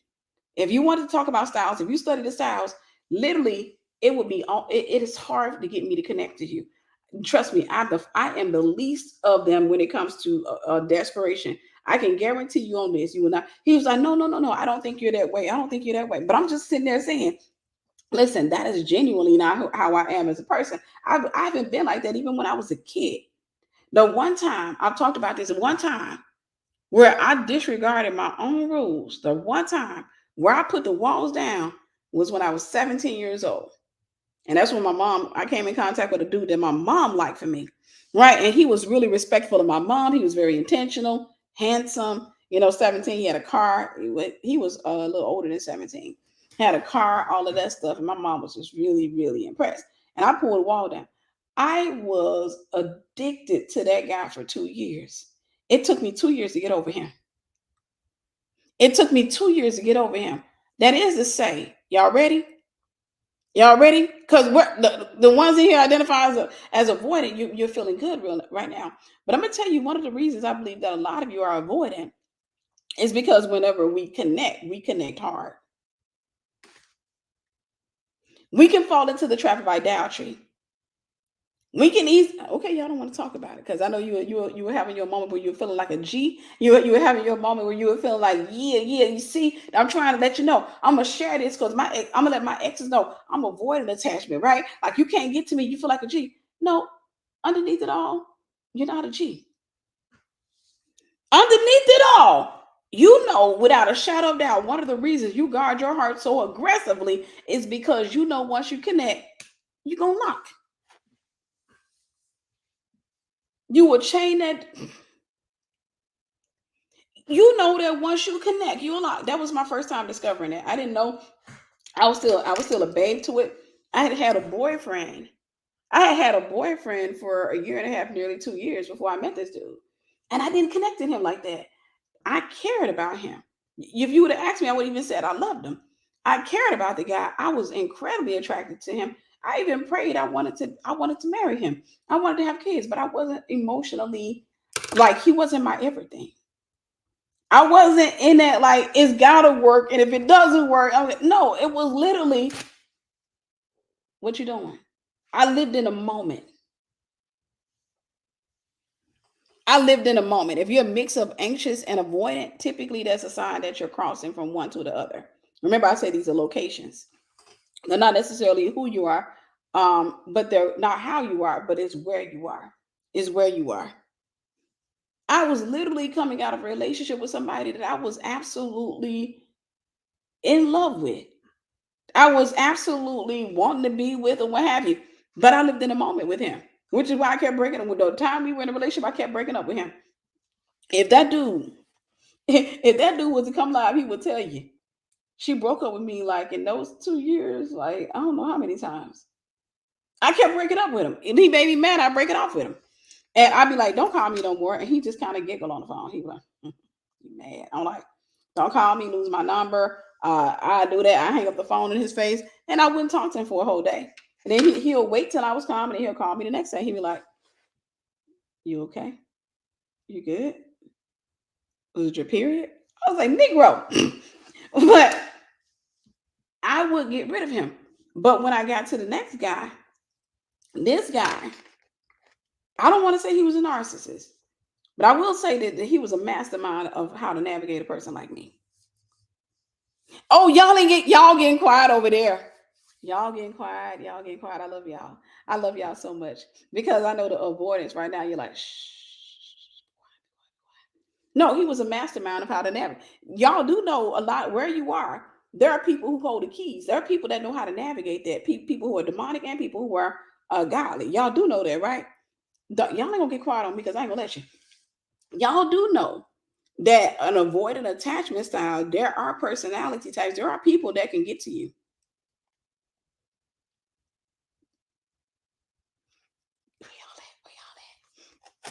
There are people. I'm going to move on to the other styles because I know some of y'all like, but there are people that can get to you. There are people that can get to you, and typically, okay. For those of you, I'm going to ask you a question, and I want your honest assessment, and I want you to think of some of your relationships where somebody was getting to you. What happened in one or two or just a few words? What happened to those people? What happened to them? I'm going to show you something about yourself. I'm going to show you something. What happened to him? I told you I love the world of psychology because it's a revelation of your wiring. The ones you were dating, the ones that it didn't work.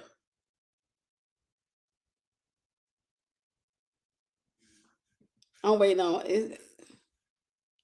There we go. Sister Nikki, cut them off. We'll cut you off. Block. You said they're still around. Yeah, they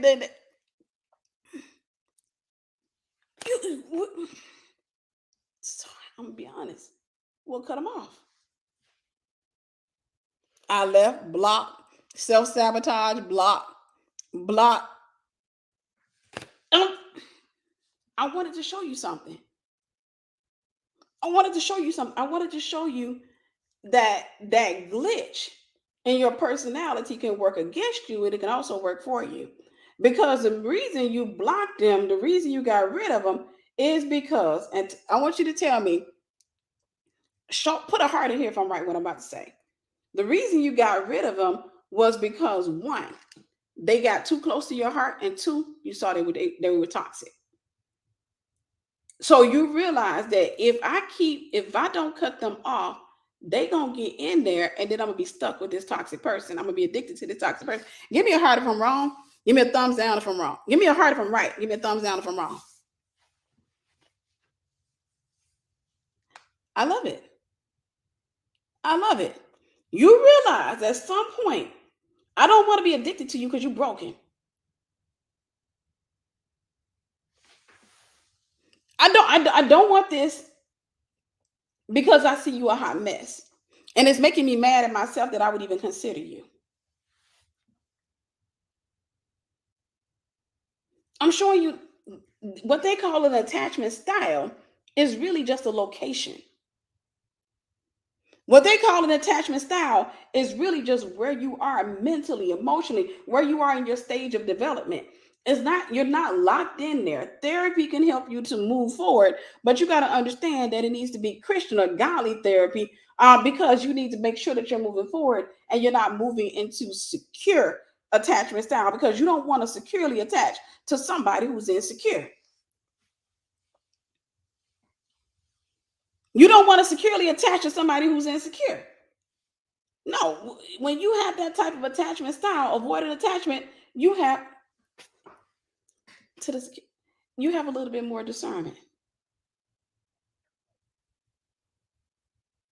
Oh, taste and see that the Lord is good. You come across somebody else, I taste rejection and insecurity and cheating and narcissism all on you.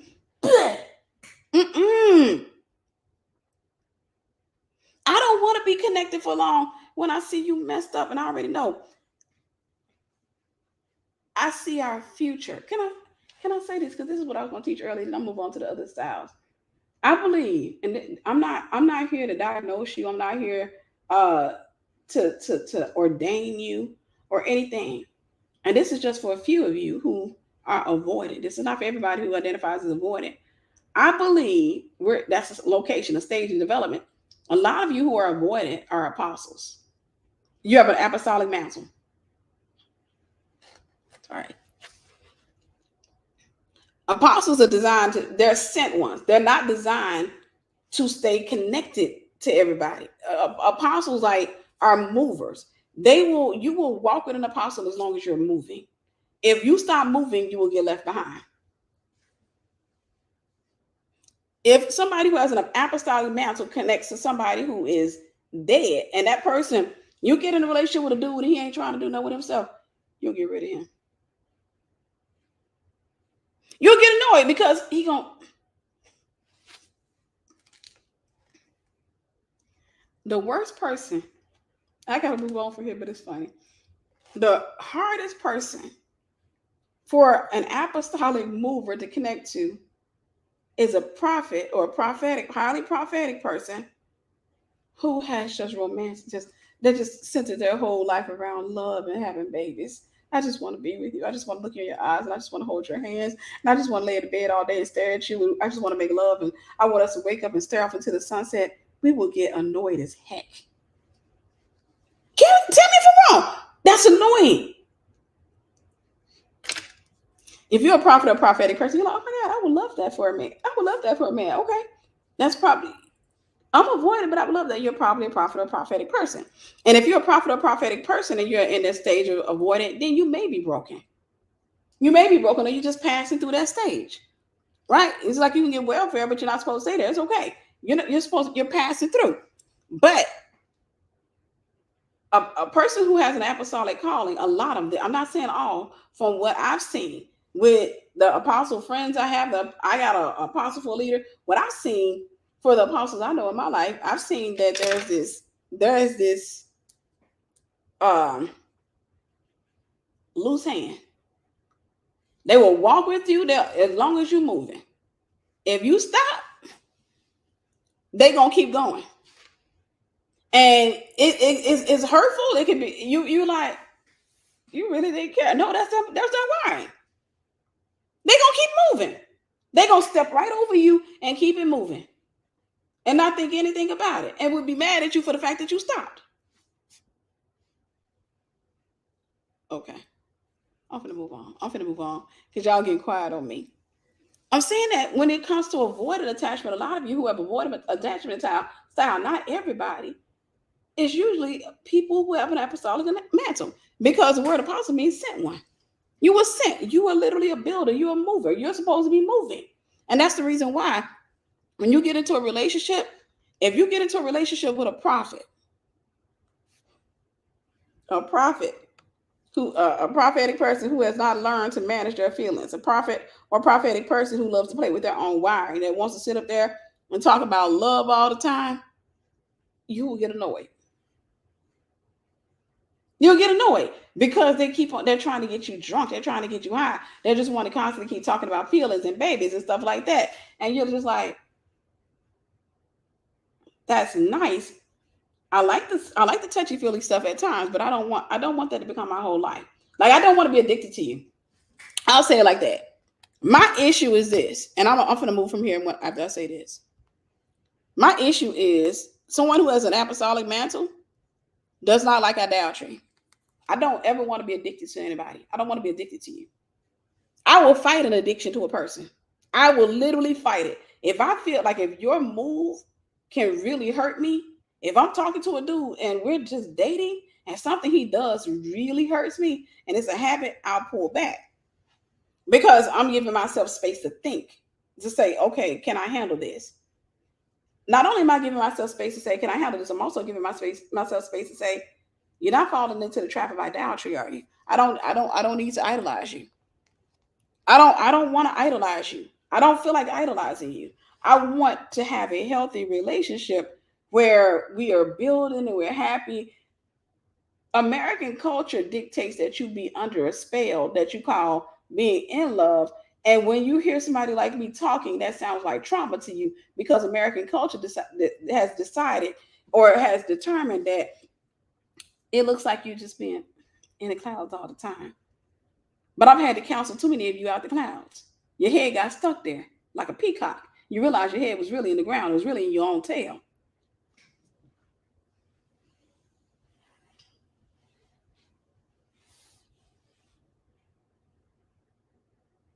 You're literally sorry guys, but you are literally, there we go. I was being nice that time. You're literally saying, I don't want to be addicted to you.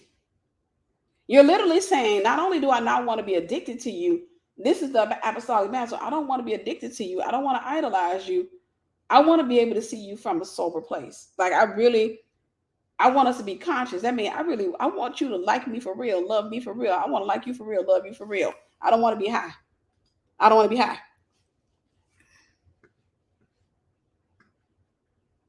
All right, let me block this joker.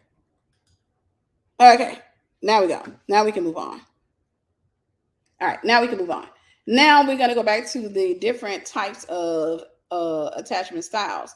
So that was the anxious attachment style. Not anxious, that was the avoidant attachment style. We're going to talk about the anxious attachment style, and I'll give you a little bit of revelation that I see about that. I'm not going to spend a lot of time. I spend a lot of time on avoidant because that is how I used to identify. I don't necessarily identify it as an issue. Like I said, a lot of things that you pick up in trauma, I've learned over the course of this event that we call life, there are traits in you or qualities in you that God put in you that you need for your destiny, and it takes a certain measure of crushing to get to it. But while you're going through that crushing, you will experience trauma. Does that make sense? So there are certain qualities. It's not, for me, it's not a bad thing. That's what I've learned over the course of life. It's not a bad thing that I can sit there and if I'm talking to a guy, I can let go. I can say, hey, no, that's not right. I'm not, because I haven't always been like that. When I was immature, I latched. And when I latched, I learned that latching is not good if you latch onto the wrong people. Latching is not good if you latch onto the wrong people. All right. Latching is not good if you latch onto the wrong people. All right, so we're going to talk about anxious attachment. And again, we are on Psych Central, psychcentral.com, attachment styles and relationships. This is one of this one right here is to me the third level. The third level: fear of rejection, fear of abandonment, depending on a partner or validation. And the reason for that is, and I think I got to draw this out because I see the pyramid going up in my head all over again. Y'all know I've drawn this pyramid before, but I've always drawn this pyramid to having 5 levels. Having 5 levels. Okay. Let's see here.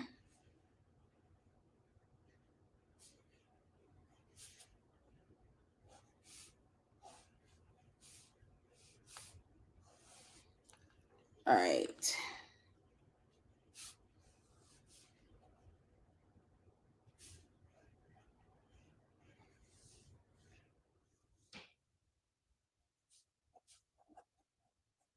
It is. Sorry. Okay. I told you it was going to get controversial. I said, hey, it's going to get controversial up in here. So remember, I've done this pyramid. If you follow this channel for a while, I've done this pyramid. And I talk about the 5 levels. There are 5 levels. This is level 5, level 4.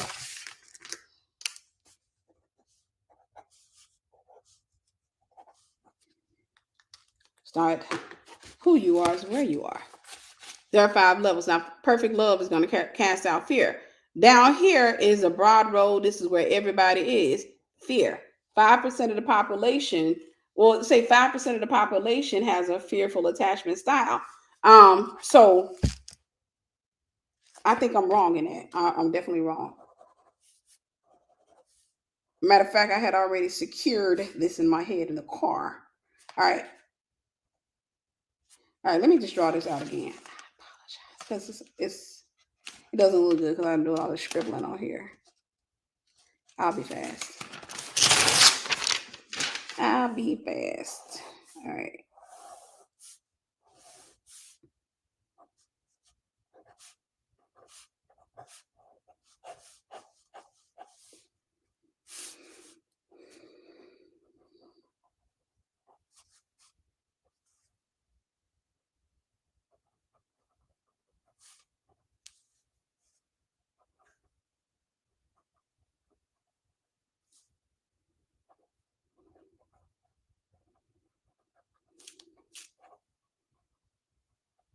I'm not going to spend a lot of time with the other ones because it's kind of late and I don't want to keep you guys up.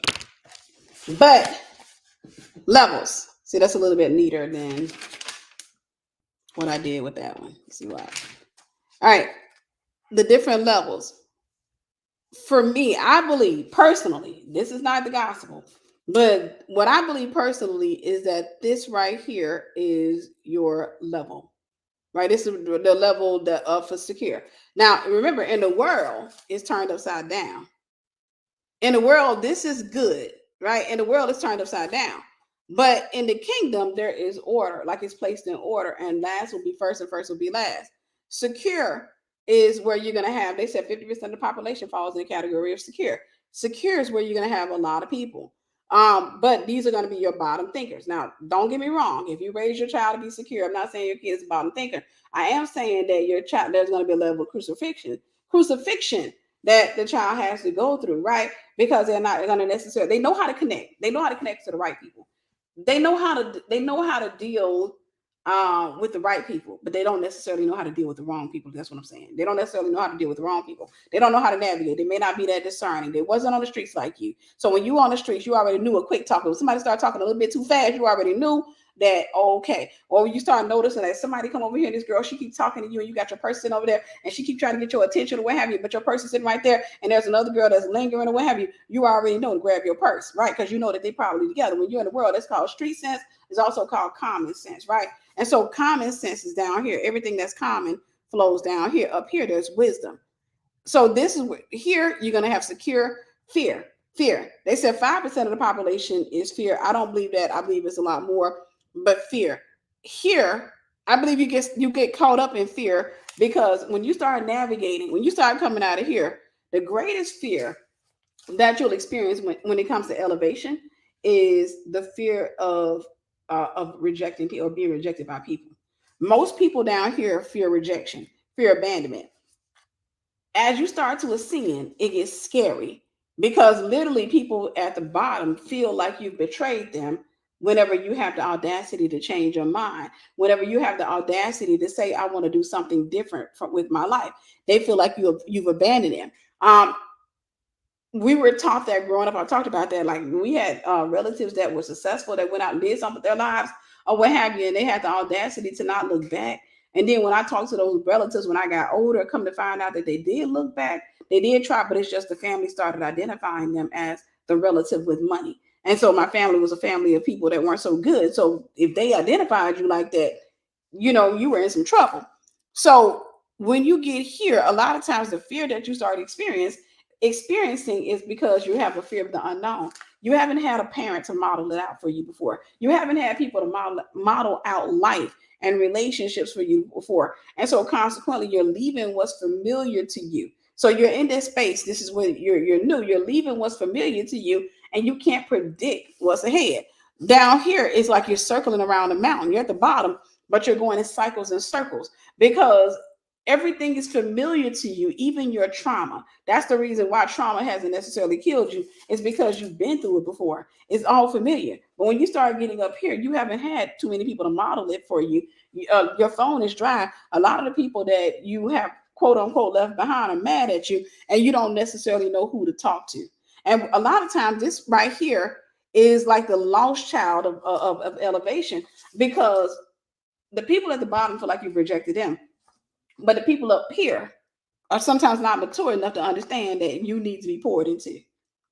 They're not necessarily, they'll kind of leave you down there because they like, you not bringing me back to where I came from, right? They're already in that mindset. You ain't bringing me back to where I've come from because you still got the scent of this world on you. All of these represent a world. You still got the scent of this world on you. So people here, anxious, they ain't trying to fool with you like that. Matter of fact, let's go look at anxious since we talking about them. We already talked about them. Fear of rejection, fear of abandonment, depending on a partner for validation and emotional regulation. They alternate. It's the truth. They alternate between being overly coddling and detached, or indifferent, being easily overwhelmed, being sometimes attentive and then push you away, made you responsible for how they felt. They had clingy tendencies, highly sensitive to criticism, needing approval from others, jealous tendencies. Oh, that is a definite representation of that level. Jealous tendencies, because a lot of times when you get caught up in this world, one thing I've learned is when I come in contact with people like that, there is this effect of holding you. Like I don't want you to ascend. I don't want you to go anywhere. Um, Jealous tendencies, difficulty being alone, low self-esteem, feeling unworthy of love, intense fear of rejection, and significant fear of abandonment, difficulty trusting others. And that's because, as they're ascending, everybody's going through a process. It's not saying that they're broken. It's not saying that they're bad people. It's just saying this is where they are. Somebody says that's just where they are. So they're right there at that space. So right then and there, you can't rely on them. You can't necessarily rely on them because they're still in their process as well. You're still new. You're starting to find your legs, okay? You're starting to feel your legs. You're still new in the ascension. And so right when you're here, there's a temptation to go back here. Who can relate to this? There's a temptation to go back here because in that you felt secure. That's your comfort zone. In that it feels like I had friends down there. I had lovers down there. Like I didn't have a problem getting a man. It was easy to get a man when I was down there. It was easy. I could just go outside. All I had to do was just look. And I come in, by the time I get in the house, I got a phone number. If I go outside to the mall, if I go anywhere, I got a couple of phone numbers, right? If my self-esteem starts to dwindle, I can go, but that up here, no. I feel like I done tick people off. I didn't do nothing. I wasn't mean. I just went to college. Or I went back for a master's degree. Or that's all I did. I went to school for ministry. I didn't do nothing. I still try to show up. I still try to come to the party. I still try to do all that stuff. But I felt that shift in them. I felt that, I saw body language. I saw them talking together, and I'm like, hey, what y'all doing? Hey, girl, you back? Yeah. How y'all been doing? Good. It's good seeing you. That's benedictory. Your body language says go away. It's not hate. There's no turn of the body. That's go away. That's go away. When you get to this level, then there's here. That's when y'all, ascension feels a lot like trauma. If you don't want to be traumatized, don't ascend. Because it does. It feels a lot like trauma. As you're starting to ascend, remember I said these are levels. Anxious attachment style, these are levels. Then avoidant.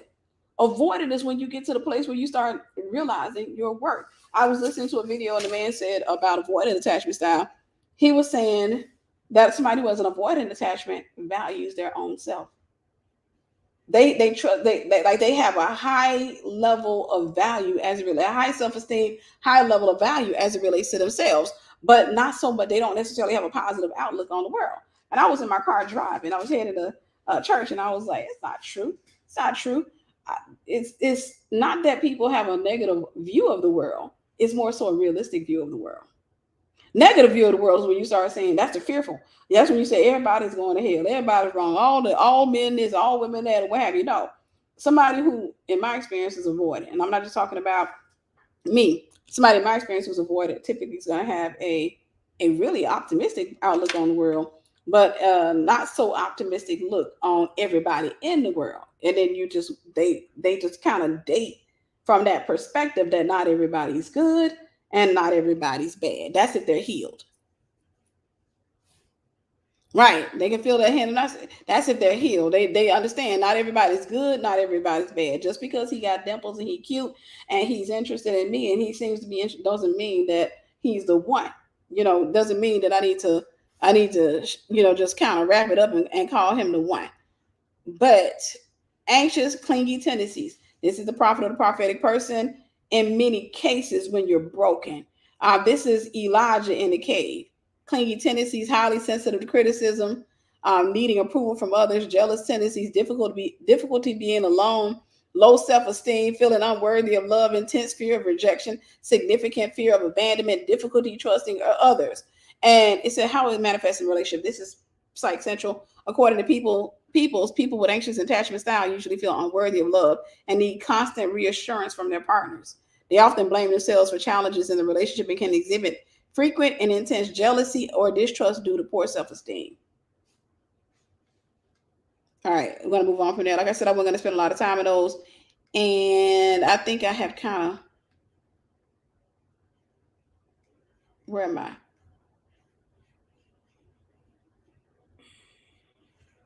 Okay, last one. I feel like I dealt with anxious. We just dealt with anxious. I already dealt with secure. Fearful attachment. Fearful attachment is typically when you're a babe. It's a fear of rejection. You're a babe. You're new to everything. You just found your legs, and you're hurt. You've dealt with quite a bit of hurt, and you don't have the language, right? And one of the things that's dangerous is when you put a label on yourself when you don't have language, because then you will ascribe to everything. That's why horoscopes and stuff like that is wrong. It's evil. It's ungodly. It's an ungodly practice. Because even with this could be like anxious attachment. All of that stuff can fall into the category of not good. Because if you put that on as a child, a babe in Christ, and you wear the label, then a lot of times you will ascribe to everything under the label. Everything under the label doesn't necessarily fit who you are, right? If somebody says ambivert, you may say, well, I kind of can see that I'm not an introvert. I'm not a extrovert. So I am kind of in the middle, but I lean more toward introversion. That means there are points on that spectrum that don't identify you. Remember, we talked about that. There are points on that spectrum that don't identify you. So it's a dangerous thing to wear a label when you have no language. It's a dangerous thing. So when it comes down, I'm going to say this real quickly and I'm going to kind of wrap this up. When it comes down to fear, the disorganized attachment style, fearful attachment style, this is where I found a lot of prophets and prophetic people that are hurt, broken, traumatized. When you don't get healing, you attach to everybody. You claim that you wear your heart on your sleeve and you attach to everybody. I'm talking about you lock and load. You get into a relationship, you lock and load. Within a week, you already decided that that's your husband. You will try to prophesy to yourself. You will false prophesy to yourself and decree and declare that somebody's your husband that God didn't call to be with you, or decree and declare that somebody's your wife that God didn't call to be with you, because you just want things to happen. But you have an intense fear of rejection. All of this is trauma. When you're at this stage, you are oftentimes desperate to be in a relationship because all of those broken pieces or what have you feel like another person can come in and make you happy, which is why you end up having some very toxic and broken relationship. Like your relationship start off as amazing, immaculate, beautiful. They start off as very intense, but they typically end ugly because you put a lot of your expectation on that person. You think you always have them, or you kind of esteem them as the second coming of Christ. But there's a fear of rejection. These are the signs. It's according to Psych Central. Fear of rejection, inability to regulate emotions. Oh, where y'all at? Contradictory behaviors, high levels of anxiety, and this is not 5%. That's what they diagnosed. This is not 5%. I'm sorry. High levels of anxiety, difficulty trusting others, signs of both avoidant and anxious attachment styles. That comes from being broken and not regulate. Matter of fact, can I say this out loud? The most dangerous or doomed prophet or prophetic person is one who does not know when to let go or how to let go. And some of the stuff that y'all refuse to let go of be stupid. Dude, he stole my shoes. Okay, it's just a pair of shoes. Don't fool with him. He wasn't your friend. Okay, it is what it is. No, you don't understand. Those were my baby shoes. They had sentimental value to me. I understand it, but I get it. Okay, were they given to you by your grandmother? No. I found them when I was a kid and my parents let me keep them. You're going to have to let that go. You don't understand, and you'll go to hell over a pair of shoes. Well, refuse to forgive somebody over a stinking, decomposing, mold infested pair of shoes that are worn down. Talking about sentimental value. When you're at that stage, you connect and you will say, I wear my heart on my sleeve. But the problem that you have is idolatry. You got high level idolatry. And typically, I won't say that every prophet or prophetic person fits this, because like a lot of them fit anxious. I would say the majority fit anxious. There are a few that fit this particular level, but this is a high level of brokenness. And typically when I see people on that level, they will get into a relationship with a narcissist and hold on for dear life. I'm talking about get their butt kicked, get dragged through the mud, get shot at, and what have you. They're going to still keep showing up. They'll still keep showing up. They'll keep on showing up. We'll go to the hospital and you're like, what are you doing here?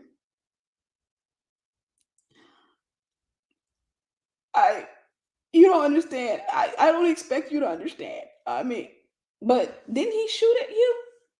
Mhm. And he missed. Yeah. He actually shot like one of the walls. My dad, it looks like sheetrock, but my dad put it up and it's metal.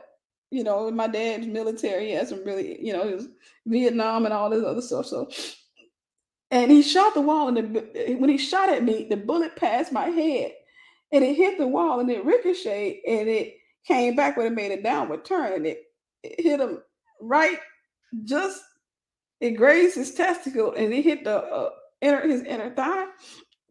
And yeah, doctor says it's not looking good. Oh, why are you up here? You wouldn't understand. I love him. You would.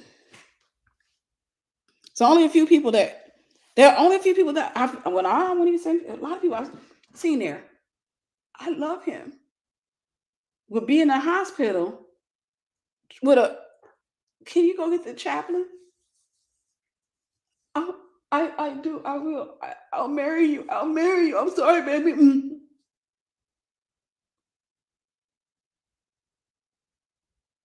I'll marry you. Because in that, you've already made it up in your mind. And this is how you get stuck, because decisions make you stuck.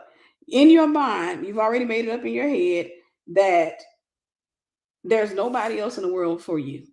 And nobody else is going to be willing to accept you. And so now you have to accept this. Now you got to sit there and say, I got to help him heal. Because you genuinely believe in your mind that helping him heal and helping her heal is going to make that person appreciate you, because they'll see that I shot at her and I missed her, and she's now at the hospital. Now she's proven her love for me, or he's proven his love for me.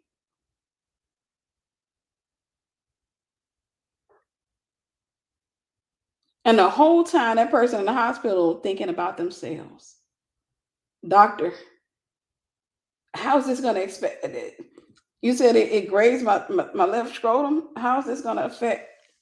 Well, it's definitely going to affect you. Um, your ejaculations are going to be a lot more painful now. You're probably going to have flashbacks during those times. So I predict you're probably not going to like sex that much. Now he over there want to kill. No, baby, it's okay. It's okay. We don't have to do anything. Okay, all right. You don't have to do anything. I don't want you to. I don't want you to pop off and have a flashback. You know, it's okay, baby. It's okay.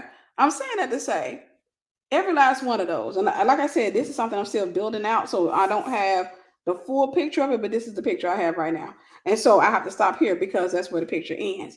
I'm saying this to say these are more so locations. These are more so locations. This is not necessarily who you are or how you are. It's more so where you are. If you identify or understand is where you are, then you know that there's an incentive for you to move. So, for example, I could easily identify as avoidant. I can easily identify as organized, which is one with me, right? I can see myself like in the crosshairs between both.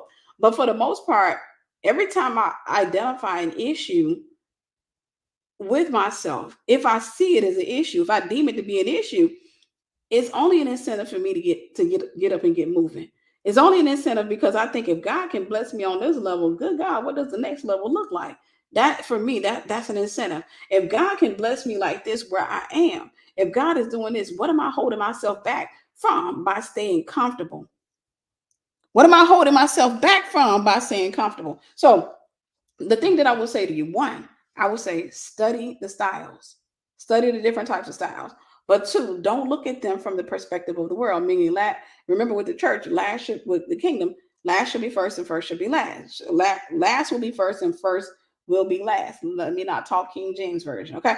But remember that in the world calls something good is typically evil or is not good in the kingdom, right? When the world calls something bad, it's usually something that's good in the kingdom. It may have felt bad because it's going to come against your uncrucified flesh, but it's going to help to develop your character.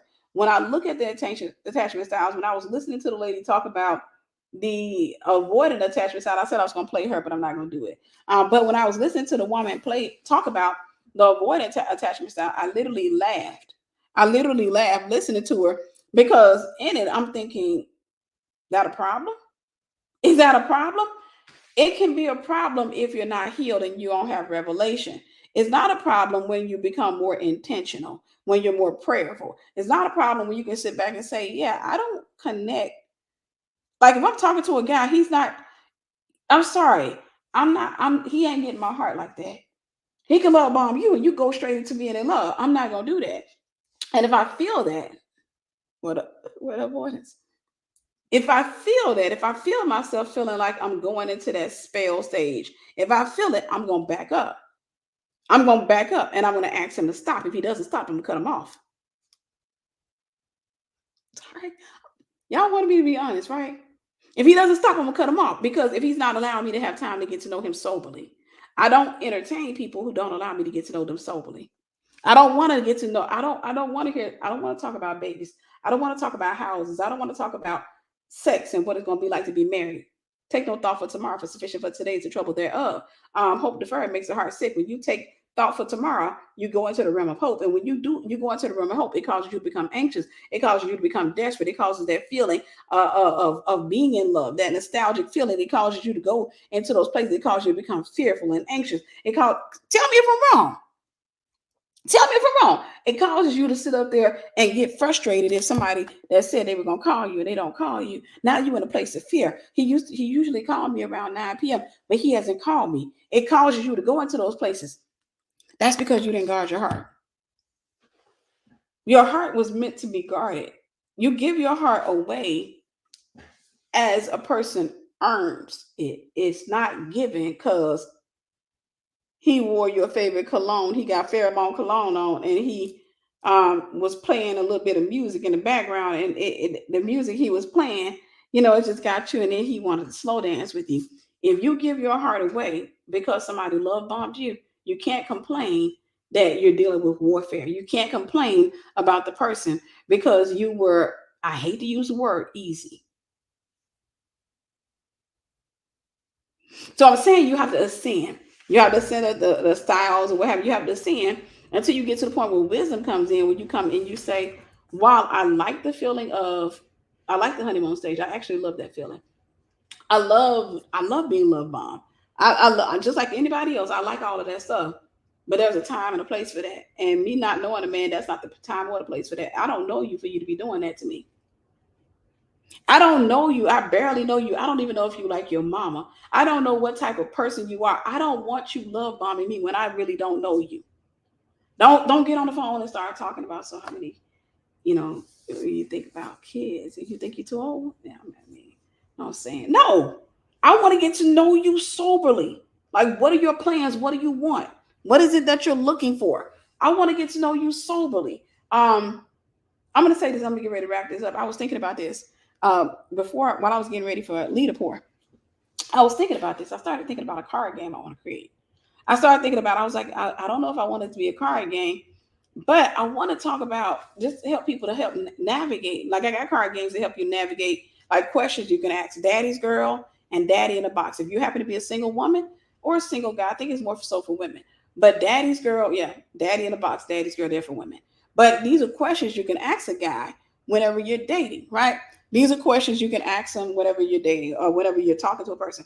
But one of the things I want to help people to understand when it comes down to relationships, when you start dating a person, first and foremost, the first level is not dating. It's exchange. It's, hey, I'm talking. Are you saved, sanctified, filled with the Holy Spirit? That's it. I'm gonna determine whether or not I want to go on a date. See, you end up getting stuck when you don't do that, or you end up getting love bombed because there was no order in your life.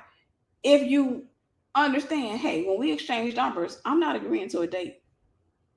I got to talk to you on the phone to make sure you're complete. I know I'm coming all against America. I'm coming against our culture, and it's making me not look so good. Good God, I hope my eyelashes stay on. Listen, I'm telling you, because the culture that you are subscribing to is the reason that a lot of you find yourself brokenhearted time and time again. It's the reason that a lot of people will go to their graves not knowing what it feels like to be loved. It's because you're not positioning yourself in love so that you can be found by somebody who's in love. Instead, you're positioning yourself in the world, picking up the spirit of the world. And what you're doing is positioning yourself down here. And down here is just one big orgy. It's just rotation. Everybody's humping everybody. That's what you're doing. You're not allowing yourself to heal and to kind of stand out. When I'm just giving you the movement of love or the movement of dating or getting to know a person. You don't, hey, how you doing? Let me take you out sometime. No, we can exchange phone numbers. Because if you don't, if once you get on the phone with a person, if you know the right questions, to ask, sometimes you can pick up that they're narcissists. Sorry. And did I come too far out of the world and start talking? I'm telling. Okay. Sometimes people are crazy, but they're functionally crazy, which means that they don't look or sound like they're crazy, right? They can have a really good job. They can have a lot of things going for themselves, but they're crazy. And if you agree to a date with them, then they know how to navigate your wiring. They know how to get to your heart. And consequently, when you're moving too fast, you're going to find it harder to pull back. Before you build a thing, count the cost. But a lot of times in American culture, we like to build and then count. We like to build and then say, I can't deal with that. I don't know if I can handle that. I can't deal with that. I did a recording today when I was getting ready. I did a recording today on my phone. I said I release it. Prayfully I do. I'll be recording stuff and not releasing it. But I gave the example of if when dating is different for everybody, right? Because we all got different cultures. And I'm not talking about different countries. Every household has its own culture. Dating is different for everybody. So when you're dating, like for example, I talked about this. One of the things that you want to make sure that you do when dating is you always, or before you start dating a person, is you want to always make sure, or if you start dating, you want to know your non-negotiables. Like you literally need to write down your non-negotiables. And that person, you got to find out what their non-negotiables are. These are things that you're typically passionate about. And I believe that a lot of times your non-negotiables, not all of them, but sometimes your non-negotiables are things that are a revelation of your wiring or what you need to function, to thrive, right? And so I'm from Gen X. I'm Gen X, right? Millennial, y'all got a different culture. Now, everybody got their own different culture, but I'm talking about overall culture as it relates to generations. Millennial, and I want to say the entirety, but a lot of millennials are into some weird stuff based on how I was raised, right? The generation I come from. So, for example, I gave this example. If I met a guy, or if you met a guy, and y'all start talking, you went through the phase where you kind of in exchange, right? What we call it just talking. Then you decided to date because you realized after talking to him that he's actually cool. Y'all got a lot in common. And so now we can go on some dates because I feel a little bit more secure to go on a date with you because I ain't got to worry about you stalking and acting crazy and thinking, oh, have you nothing crazy. If you're talking to a person and what was I about to say? If you're talking to a person and that person, what was I about to say? I was talking about millennials. I feel sleep on my brain. I feel sleep. What was I about to say?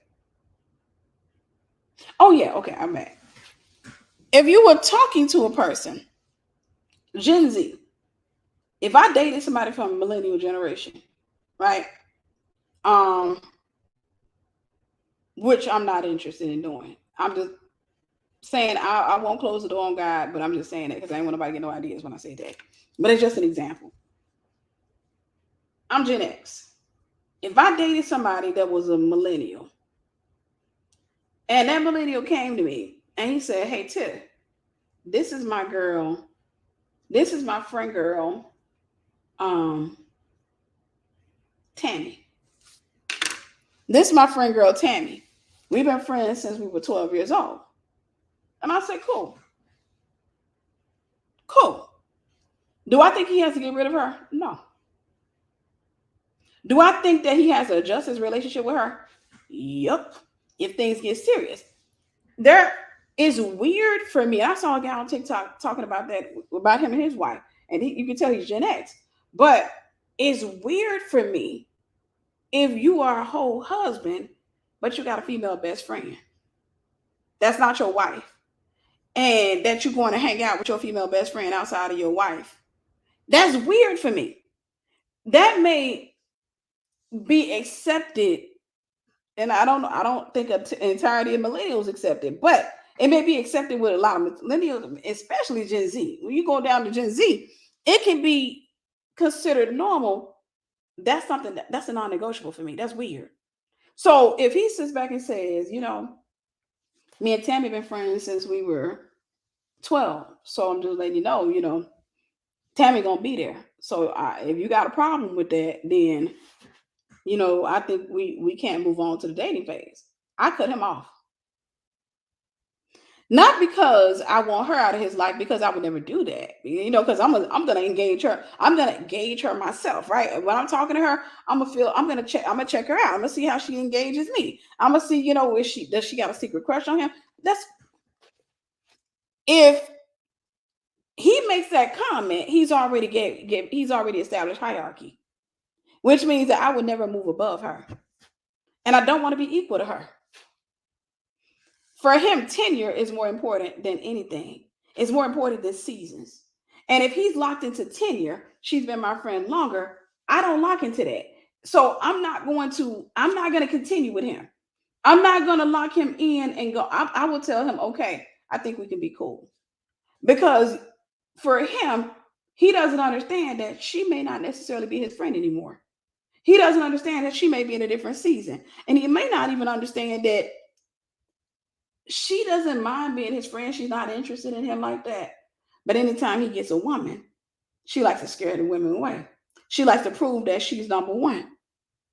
And I'm not about to get entangled in no foolishness like that. If you don't know how to organize your life outside of a relationship, if a person doesn't have organization in their lives, right, then that person's not ready for a relationship. Right. And he's already established that hierarchy. And I'm not going to come in and think that I can compete with that or that I can rise above her. No, he has to have an understanding of her place. Like, okay, if I'm in a relationship, at first it's new, we're cool, but over the course of time, there's something like she gonna have to become my friend. There are some things like she gonna be calling my house and talking about, let me talk to your husband. That's weird. No, she can do that. She can call and say, hey, how you doing? I'm like, I'm good, girl. How you doing? Girl, where is such and such? Oh, he right here. How you been doing? I'm good. That's okay. I can rock with that. But anything outside of that, hello? Let me speak to such. No. I'm saying before, and I kind of navigated into another message, so I'm gonna get out of here, but get out this pocket. I'm saying that before you build a thing, because I'm not necessarily saying for those of you who believe in that's wrong. That's your culture. That's your thing. Do you knock yourself out? I'm saying that you want to get to know where people are and what they believe so you can understand your non-negotiables, because he just let me know that's his non-negotiable, but that goes against my non-negotiables, which means that we would have a house divided cannot stand. We would have a major fight about Tammy. And me and him, we would be going at each other about Tammy. And I would feel like I'm coming between the friendship, and that's not my goal. When I'm sitting here saying order, if I'm your wife, Tammy's not equal to me. When I'm your fiance, Tammy's not equal to me. When I'm your friend, Tammy, she's gonna be hired, for a minute, and then it's gonna be elevation, right? As I'm ascending. But we're not doing it. That's weird. Some of y'all quiet because that's your culture. And I'm telling you, it's nothing to be quiet about. If that's what you believe in, if that's what you're okay with, there's a person out there for you.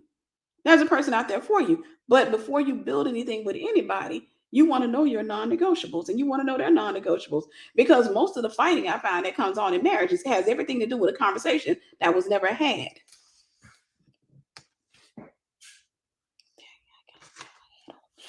It's better by the time I'm gonna let y'all go. It is the result of a conversation that you never had.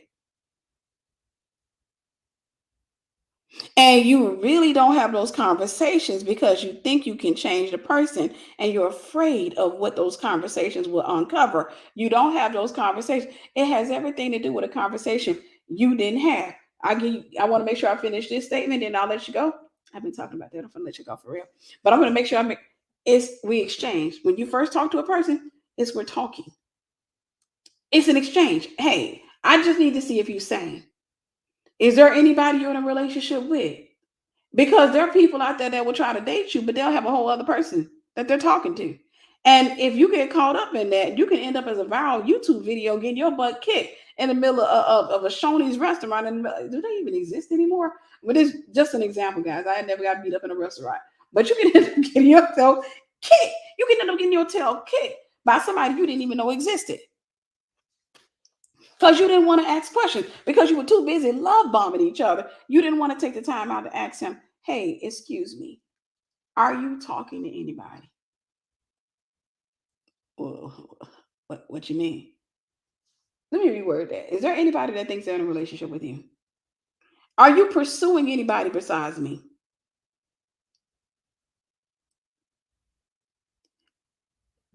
I'm giving some of y'all questions to ask that you haven't even asked yet. You've been talking to that dude for how long? How long you been talking to him? You ain't asking that your question. You ain't asking that question. And you don't even know that because by the time you get deep in there, your feelings are deep and you'd have made investments of time and energy and sweat. And you'd have made these investments when you're doing your hair for the dude. That's an investment. When you're buying clothes to look good for him, that's an investment. You'd have put all of that in there only to find out 6 months later that he had somebody else on the side. And he was just trying to see any minute, mighty mo, catch a Negro by his toe. If she holler, let her go. Any minute. You got to ask questions. And then you got to ask yourself, can I live with that? Then you come out the talking phase, then you can go into dating. If y'all core values align, you got your non-negotiables talked about, then you go into dating. And then from dating is more so getting to know each other, and what have you. And that's when you start getting into talking all the more, talking about what you want, what you need, all of that other stuff. And then slowly but surely you date to court, right? You date to court. You talk to date, you date to court, you court to marry. Right, he's shopping around, and that's somebody that doesn't know the difference between a wife and a woman. Don't ruin your time with that person because just as sure as he doing that to her, and he got both of y'all, and he like, hey, is this a much guy? Trust me, there's gonna be a third one at some point. Yeah, I ask a guy, is there anybody that thinks they're in a relationship with you? Because they'll tell you I'm not in a relationship. People are it's semantics, it's semantics, it's semantics. People will sit there and they'll tell you, no, I'm not in a relationship. And they're being tricky because if you find out about the other girl, they'll be like, well, I'm not in a relationship with her. I told you the truth. What have you. So that's why you got to ask them, is there anybody that thinks they're in a relationship with you? Then if they start playing around with that, are you pursuing anybody besides me? Is there another female that you've been dating or talking to besides myself? You got to be very careful. Sometimes you got to really just ask questions. You got to be very targeted. And typically when you start doing that, dudes start freaking out because they don't like that. If they got somebody else on the side, if they got somebody else that they're pursuing, they'll start saying, why you getting into all that? Why are you doing that? They'll start getting frustrated because they know what you're doing. They know that right then and there, you're going into the benediction phase, and they don't want to go into the benediction phase because if you're new, they've already weighed you as better than her because she's no longer new. And so they've already weighed you as better than her. So they want to hold on to you, but they have history with her. So they don't want to let go of her, but they want to hold on to you or what have you. So it's just going to be a rotating thing. So you don't fool nobody like that. Anywho, I pray that you guys were blessed by this. Like I said, this is me. I haven't built it all the way out that you can pretty much tell at some point where I'm still learning about this, but this is what God has given me so far about the different types of styles. This is what I'm learning so far about the different types of styles. One of the things I just want to make sure I emphasize, some things are not broken. They just have to be cultivated. It's not that you need, I believe heavily in therapy. Get all the therapy you can get. But at the same time, don't let somebody therapize you into connecting with everybody. Secure attachment. I'm dating him and I like him and he likes me, and I'm not going to ask him any questions because he likes me and I like him, and I'm just going to trust him and I'm just going to trust that he's a good person. No, the Bible said test the spirit. All right. The Bible didn't say look at somebody in their eyes and then just try to see whether or not you see something in their eyes. The Bible didn't say if they cute, they ain't got a demon. No, the Bible says test the spirit by the spirit to see if it's of God. See if it's of God. So you have the responsibility of testing spirits anytime you come in contact with people so that you can, one, guard your heart. Two, you can protect your destiny. Because guarding your heart has everything to do with protecting your destiny. It's protecting the call that's on your life. It's protecting your relationship with God. It's protecting whatever it is that God has put on the inside of you. It's protecting everything that God's put on the inside of you. But that's it. I'm going to let y'all go. I love y'all. We'll talk soon.